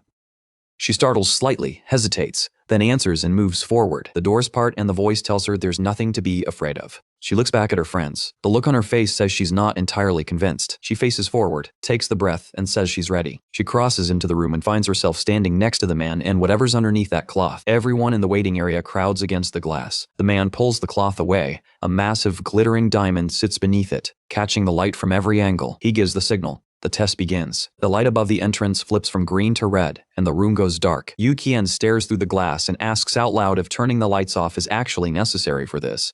Yao watches with more focus and says quietly that this is the willpower assessment. Jiang Yu doesn't say anything. He stands there looking into the dark room and realizes privately that the darkness feels familiar to him by now. He's been spending enough time in the shadow layer that this doesn't unsettle him the way it should. Through the dim light, he notices something on the floor near Xiao Xiao's foot. A stone. And it's glowing. She looks like she's pushing against something invisible, like the air itself is pressing back. The stone seems to be the source. Then the room floods with light again. Everyone squints through the glass at once. Xiao Xiao steps back through the door, and Yao Yao is immediately at her side, eager to hear it. Yu Qian asks if she made it through. She shakes her head. Willpower has never been her strong point. She's known that for years, even with all the training she put in. Yu Qiang looks at her like she just said something impossible. He had no idea she'd been working toward this. She shrugs, she tried, and it didn't work. The speaker calls his name before she finishes the sentence. The transformation on his face is immediate. He shuffles toward the door, muttering the same thing on a loop. He does not want to be special. Please don't let this happen. Xiao Xiao watches him go and tells the group flatly that he has nothing to worry about. He's not passing. Time passes. The red light blinks back to green. Liu Yiqian walks out, and he looks like someone who just received unexpected news. He says it out loud, barely above a whisper. He passed. Xiao Xiao stares at him. Her mouth moves, but nothing useful comes out. They end up sitting side by side, Xiao Xiao, who trained for years and wanted it, sitting next to the guy who walked in hoping to fail. Yao looks at the two of them and exhales slowly. Some things just refuse to follow any reasonable logic. The speaker calls Yao Xiao's name. She pulls in a slow breath and turns to Zhang with a calm smile. She'll see him on the other side. She walks in, crosses her arms, and centers herself. Red energy begins radiating outward from her in steady pulses. The stone at her foot lights up, and the glow is intense. Zhang's eyes are locked on it. Something is different. Her stone is turning red. The person before her had green. He turns it over in his head, pulling up what he knows. Willpower results come back in specific colors, and those colors map to 6 distinct levels. The color registers and Jiang Yu's eyes snap wide. Red means level 5. That's what Yao just scored. The light above the door flips from red back to green. Test complete. Her friend is on her the second she steps out. Is it done? Yao Yao confirms it with a single word, arms still crossed, eyes still down. Jiang Yu laughs a little awkwardly and asks if she's worn out. She's still catching her breath. All she tells him is that he'll understand the moment he walks in there himself. He answers that by walking straight into a hug and asking why she won't give him at least a little encouragement. Her teeth clench. She shoves him off and tells him to get away from her. The speaker calls his name before she can say anything else. He takes off toward the door at a light jog, throws a wave back at her, and disappears inside. She watches him go, fist tightening, and then, despite everything, a small smile crosses her face. Good luck, she says quietly. He thanks her and steps through. The moment Jiang Yu crosses the threshold, the light above the door turns red. A man walks over with a clipboard and asks for his name. John confirms it without hesitation. The man takes his application, hands him a small test tube with a blue lid, and asks whether Zhang's abilities have already awakened. Jiang nods. Drink the liquid. Jiang Yu tips it back immediately, and the man looks up from the papers mid-task. His expression shifts entirely. He asks again, like he didn't hear it right. His abilities are already awakened? Jiang Yu wipes his mouth and tells him it happened naturally. The man doesn't push further. He redirects, pointing toward a stone and a blindfold on the table. They'll go straight to the willpower test. Put it on. Jiang Yu ties the blindfold on and stands in the center of the room. Then two hands settle onto his shoulders from behind. Steady, deliberate. The man's voice tells him to stay calm and let his instincts lead. He explains what's about to happen. Because Jiang Yu's abilities are already awake, his consciousness will begin separating from his body shortly. It's not something to fight. He just needs to keep moving forward. Then the push comes, and Jiang Yu steps into it. Something is immediately wrong. The ground beneath him doesn't feel like ground anymore. The sensation of falling opens up below him. Not fast, not violent, just endless, pulling him downward with no bottom in sight. Blue light shimmers around him on all sides. Then his feet find something, a surface that moves like water but holds his weight. He looks down at his hands and turns them over slowly. His body is there, he can feel it. But the weight is gone, like gravity forgot to finish the job. He tests it. One jump, bigger than it should be. Then another. The surface responds like a trampoline that forgot its limits, and for a moment he just enjoys the absurdity of it. The man watching from outside the space is visibly thrown off, watching Jiang Yu twist and leap around like he's at a theme park. He calls out, "Stop the jumping, it could interfere with the test." Jiang Yu pulls himself together with a sheepish acknowledgement and plants his feet. Ahead of him, a large glowing stone pulses in the distance. He starts running toward it. The first few steps feel almost too clean, like the path is just going to hand it to him. Then the surface changes. His feet start sinking, not into the water but through it, and his eyes go wide as the pull takes hold, dragging him steadily downward. The deeper he goes, the more his body fights for every breath, the weight stacking on him from all directions at once. And then the emotions arrive, not gradually, but all at once. Despair, sadness, anger, pouring into him from somewhere outside himself. He bites down and pushes back through clenched teeth. He gets it now. These aren't his feelings, and the test is whether he lets them become his. He breaks the surface, and a familiar voice calls his name. He turns and goes completely still. His uncle, Li, is standing right there behind him. The expression on his face isn't warm. He tells Jiang Yu plainly that he is not built to be extraordinary. Down that road, he only hurts the people around him, and himself. Jiang Yu turns and runs, shouting that none of this is real, it's an illusion, and he knows it. He runs straight into Li again, blocking the path ahead. Same face, same firm expression, telling him the same thing. He needs to accept what he is, then the copies multiply. The voices layer on top of each other, mountains leveled by the alien invasion, rivers torn apart, the world stripped of safety piece by piece. Jiang could live a good life, a real life, with Yao, away from all of this. So why is he still chasing something that will only destroy him? They point ahead and remind him what extraordinary actually means. It isn't just strength. The willpower required is something most people never come close to touching. A massive creature materializes in the distance, and patrol soldiers charge toward it with torches blazing. One of his uncle's images gestures toward those men and asks him directly, is he truly capable of standing among them? The creature tears through the city without slowing down. Buildings collapse inward, stone and debris exploding outward from the force. Bodies fall from above, and the sound of it is wrong in a way that doesn't leave. Jiang Yu covers his head with both hands, unable to look away and unable to fully look at it either. Through the chaos, Li's voice finds him again. Calmer this time, a cigarette burning between his fingers, like the devastation in front of them is simply the expected result. This, he says, is what extraordinary costs. He asks Jiang Yu whether he genuinely wants to end up in that pile. Then he goes further, strips it all the way back. He tells him the truth as he sees it. Jiang Yu doesn't want to protect anyone. He wants to be seen.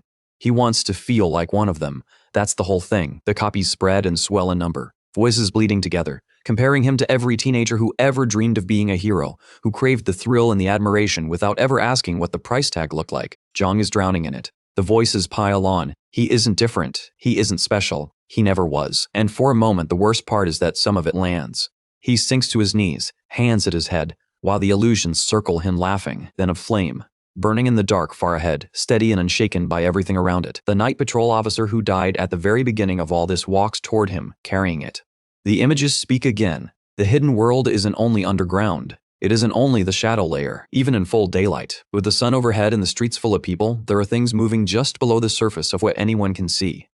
That's the hidden world. Jiang Yu reaches out toward him, The officer vanishes. The torch drops into the water. The monsters come back, closing in from every direction. The voices reframe everything. The real disaster isn't the darkness or the alien species. The disaster is choosing to be extraordinary at all. His uncle's image surfaces one final time, and the question comes back around. Is he truly capable of this? Jiang Yu raises his head. His expression is different now. Jaw set. Eyes sharp, teeth clenched against something that isn't fear anymore. Back in the physical room, he's standing completely still. The night patrol officer on the outside watches with crossed arms, reading every signal. The green-haired girl steps in and asks how he's doing. The officer says he's holding, not struggling, not advancing. But he's been moving in circles since he went in. She says that tracks. Not everyone has the conditioning to process the kind of pollution he's carrying in that environment. The officer agrees but adds the qualifier. Only people with real determination push through to the other side. As for Jiang, no signs of breaking down yet. The girl glances to the right. The stone. It's turning red. The officer stares at it. Jiang Yu hasn't even gotten close to it yet. The stone shouldn't be responding at all from this distance. He looks between the stone and the figure standing in the middle of the room and genuinely cannot reconcile what he's seeing. Level 5. Already? From that far away? That shouldn't be possible. The girl puts a hand on his shoulder and asks quietly if they might be looking at a level 6. He furrows his brow. He's not ready to say that out loud yet. Only 15 people in recorded history have ever reached it. Jiang Yu takes another step forward. The officer watches, and the numbers in his head stop making sense. As Jiang gets closer, the light on the stone starts pulling back. Dimming, he snaps at the girl to check the wristband readings. Is something malfunctioning? She checks twice and tells him the data is clean. Everything is accurate. He stares at the stone. The logic is inverted. Proximity to the stone should strengthen the willpower reading as the field intensifies. Every step toward it should push the number up. Instead, every step Jiang Yu takes, the reading drops. He keeps moving, cautious now, deliberate, one hand extending slowly toward the stone. The officer asks out loud if this is some kind of error. Even a rank 6 shouldn't produce this kind of output. The rules of the test don't accommodate for whatever this is. Jiang Yu's hand makes contact with the stone. Yellow light erupts from it, pure and blinding, and above them a black vortex tears open in the sky. A voice settles into Jiang Yu's mind. Not aggressive, almost gentle. It tells him he shouldn't be chasing something like this. Think about the life in front of him. His friends, the people he actually cares about. Yao Yao appears. She's right there, hand extended, warm smile, completely calm inside all of this chaos. He takes her hand. The voice reminds him, this is where he belongs. Jiang Yu finally speaks back to it. He tells it plainly that it's said enough. Everything shatters. He's back in the room. Solid floor, solid walls, real light. He rolls his shoulders and says that the voice was in his ear the whole time, asking whether that was intentional. Standard test feature? Then he grins and says that if they were going to run an illusion sequence on him, the least they could have done was put some girls in it. Inside the vortex, he walks toward his uncle's image, and this version of him looks different. Something quieter. Something almost unsettled. Jiang Yu talks. He admits that fear was the first thing, and not far behind it, resentment. Because in the beginning, he wanted the title, the image, the recognition. He wanted to be seen as the hero without asking what the hero actually carries. But there are no superheroes in this world. There are just people, ordinary people, who put in the work every single day without asking anyone to applaud them for it. That quiet, relentless dedication is the only reason the world outside is still standing. He reaches forward and takes the torch. He says it out loud. He's already lived under someone else's shelter. He knows what that peace feels like. The light fills everything as he finishes the thought. This time, he doesn't want to be the one being protected. He lifts the flame and says it with complete clarity. He wants to be the eternal flame for someone else. His uncle's image stares at him, still, speechless, and Jiang Yu holds the fire up against the dark. Back in Lu's office, his assistant steps in with a report. The collapse hit floors 2 through 4 of the shopping center directly. The 5th floor sustained partial damage. Total people affected, 850. Of those, 700 were pulled into the shadow layer. Over 650 have been extracted. The operation is still running. Separately, a group of 30 students scheduled for the self-defense arts exam will be processed in staged batches. Early screening first, then immediate pollution elimination through light exposure. Lu turns to the man in the chair and asks about the pollution assessment department's findings. The man tells him the results are already in.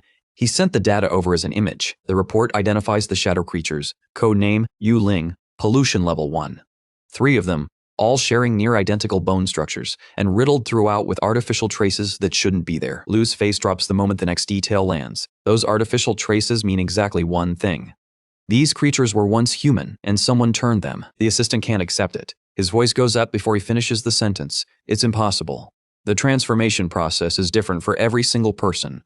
Pollution takes its own path in every case. Having 3 beings come out this structurally identical isn't a coincidence. It's not even close to naturally possible. Lu lights a cigarette. He moves to the window and says it plainly. Someone out there has developed a method. And it's working. He stares out at the city below and adds the part that makes it worse. Whoever is operating in the dark can't stay hidden much longer. This evidence is too loud. Then a beam of light blazes through the glass directly in front of him, and he stops mid-thought. The cigarette falls from his lips. That light is coming from the extraordinary test room. He moves immediately. He cuts through the corridor fast, pressing past people with short apologies that he doesn't slow down to deliver properly. He knows the willpower test color scale end to end. Orange is the ceiling, the highest result on record. There's no gold in any documentation he has ever seen. He pushes through the door and finds a room full of people who look like they don't know what they just witnessed. The green-haired girl points toward the test room and says the name. Jiang Yu. Lu's expression twists, the shock arriving before the words do, his eyes locking onto brilliant gold light pouring from Jiang Yu's hand. Jiang Yu opens his eyes and turns around. Every single one of his friends is standing there watching him in complete silence. Lu finds him later in the restroom. He hands him a water bottle and tells him to drink. Jiang Yu takes it with a grateful nod and immediately asks about Yao and the others. Lu tells him they're resting in the break room, and none of them have been told anything yet. Lu tells him he just delivered a major surprise. Level 5 is notable. Level 6 is extraordinary. What Jiang Yu just did sits beyond both of those, and that's a sentence Lu genuinely did not expect to say today. Jiang Yu grins and asks outright, is the golden light legendary? Something above the 6th rank entirely? Lu pauses, then admits he can't say with certainty. Not yet. What he can say is that people who produce results like this tend to attract a very specific kind of attention, research, observation, documentation. Jiang Yu's water goes down the wrong way at the exact wrong moment. Lu watches him cough and asks with faint amusement whether he's actually afraid. He promises no one is going to dissect him. That said, someone will be pulling his data shortly. It gets distributed to night patrol divisions, and from this point on, he will be closely monitored. Jiang Yu stares at him and asks if this is genuinely as serious as it sounds. Lu pats his shoulder and tells him not to worry. He'll walk through the procedures with him personally. Jiang Yu looks down at the floor with a quiet grin spreading across his face. If there was ever a moment made for showing off, this is it. They put him in front of a 3-person panel. Name, age, hobbies. He introduces himself as Jiang Yu, 18, and tells them he reads and plays sports in his free time. Completely unremarkable on paper. Out in the corridor, a crowd is packed around the live feed screen. The skeptics are already vocal. An ordinary-looking kid responsible for golden light. Half of them think the system glitched. Gold doesn't automatically mean genius, someone argues loudly. The debate runs hot. 3 men in suits watch the interview from the side without a single word between them. The panel turns to his experience during the willpower test. Jiang Yu tells them what they want to hear. Night patrol members, torches in hand, moving forward through impossible conditions, holding the line against a massive creature. The words are steady. The image is noble. What's running through his head while he says it is something else entirely. This is the script his uncle prepped for him, and it bores him to death. He is the golden legend. He did not come here to recite talking points. One of the panel members, Lu's associate, asks what went through his mind watching those people push forward. Jiang Yu looks down for a moment, then speaks. He felt something lift above the ordinary. The weight of responsibility. Real responsibility. Pressing itself onto his shoulders without asking permission, and then he stops. Lu looks over and tells him to continue. Jiang Yu doesn't. Instead, he pivots completely and asks about the map hanging in Lu's office. That catches his uncle off guard, but he confirms it. Jiang Yu lunges out of his chair. The table takes a kick on his way up. He announces it like a verdict. Only 5 out of 10 positions remain filled. The situation is far more complicated than the surface suggests, and he refuses to sit still while the truth stays buried. Lu watches him with an expression that has completely given up on predicting what comes next. Jiang Yu starts gesturing with his whole body, arms moving, voice rising. Something about the youth of Dazhou breaking free. About struggling to light a torch and failing, and becoming the light source himself in the process. The golden glow rises off his body again as he speaks, filling the room whether anyone asked for it or not. Lu puts his face in his hand. He turns to the panel and apologizes for whatever this is. Then he notices the panel members' faces, and both of them have tears in their eyes. One of them says quietly that they didn't expect the story to hit like that. The green-haired girl is wiping her face and saying she hopes the night patrol gets to keep him. Lu stares at the room. He has no framework for what just happened. Through the camera feed, someone watching from elsewhere makes a note. The golden light. And now this. They speculate out loud that it might be an insight ability of some kind. One of them puts it more plainly. Even all of them combined probably can't match whatever this kid has. The man at the computer leans back in his chair looking satisfied. Jiang Yu wraps up the performance, dusts himself off, and asks the panel if he can be released now since he still needs to get to the club for a massage. They tell him he's free to go home and wait for the notification. He asks what notification. His uncle stands and clarifies the special training camp notification. The scene cuts briefly to his shadow form, crouched on a rooftop high above the city. Something is weighing on him. On the way out of the building, Lu reminds him that he specifically asked him to keep a low profile. Now the entire night patrol network has his name. Jiang Yu scratches the back of his head and offers an apology that doesn't fully cover the damage. Lu grins anyway and admits he's not even sure how to break this development to Li, given that Li's entire position has been that Jiang Yu should not become extraordinary. He tells him it'll work itself out, then locks in the date, March 25th. Special training camp, no exceptions. Jiang Yu starts to ask what the camp actually involves. Lu explains it briefly. Months of specialized training, then the martial arts exam at the end of it. A call comes through and Lu takes it. Before he walks off, he tells Jiang Yu one more thing clearly. Nothing that happened today gets mentioned to anyone, not even his girlfriend. Lu disappears, and the reminder trails behind him to come back for training. Jiang Yu sits alone on the rooftop, shadow form active, system window open in front of him. The number staring back at him, 20 days remaining. The training camp starts in 2 months and runs for several more after that. His lifespan doesn't reach the finish line. The math is simple and bad. Hunt as much as possible, extend the clock, or it runs out before any of it matters. He's already moving through the street when something triggers his instincts. A creature appears ahead, 27% blood characteristics, faintly green and moving fast in a direction that clearly doesn't include stopping for conversation. He breaks into a dash immediately, folding himself into the shadows behind it. The creature feels him coming. The trembling starts before he's even fully closed the distance. He marks it. The creature's mouth snaps open. Its glow sharpens and intensifies. He's on it in the next instant. The technique releases and his magical energy tears straight through it with no room to negotiate. System update. The monster is critically wounded, attempting retreat. There is no retreat. The hunt registers as complete. Lifespan climbs to 22 days, 2 more days bought from nothing. Combat skills tick upward. Shadow points added to the pool. He exhales and accepts the result. He doesn't love scavenging opportunity kills, but turning down a free 2 days of life would have been genuinely stupid. A voice hits from directly behind him. He turns carefully. A man stands in the shadow, still and watching. Red helmet. The demand comes out blunt and immediate. Where is his creature? Jiang Yu measures the situation and starts working through possible answers. Meanwhile, the shadow points from the creature are still actively absorbing into him. The man pulls out a club and moves forward. The accusation already locked and loaded. Jiang Yu stole from him. Jiang Yu asks what exactly that means. The man isn't interested in clarifying. As far as he's concerned, the theft already happened. Jiang Yu pulls back slightly as the man closes the gap. Then the man stops. Something in his face shifts, like a door opening. The helmet comes off. He leans forward and really looks at Jiang Yu's face. And then he explodes. It's him, the internet sensation, the actual Yu, right here in front of him. He's watched every single video. Every single one. Before Jiang can organize a single word, the phone is already out and a selfie is happening. After that, an offer, 70-30, split on the creature from earlier. Very generous, he insists. Jiang Yu backtracks and asks what a scavenger is, and what any of that earlier accusation was about. The man looks at him like he just said something incomprehensible. Then the phone comes back out and he starts recording, voice shifting into full content creator mode, announcing to his future viewers that the famous Yu is here, stealing prey from a struggling scavenger, caught in the act. Jiang Yu shouts at him to stop the recording and start explaining. He grabs the guy and pulls him back before more of this makes it to the internet. He tells him clearly, explain everything, right now. The man settles and breaks it down. Scavenger is the street term, but the official designation is night watcher, freelance contractors. Anyone who hits basic intermediate level can register and operate independently. Jiang Yu asks about the pay structure for these freelancers. The guy says it's nothing to get excited about, somewhere in the 6,000 to 7,000 range. Jiang Yu nearly comes apart at the seams.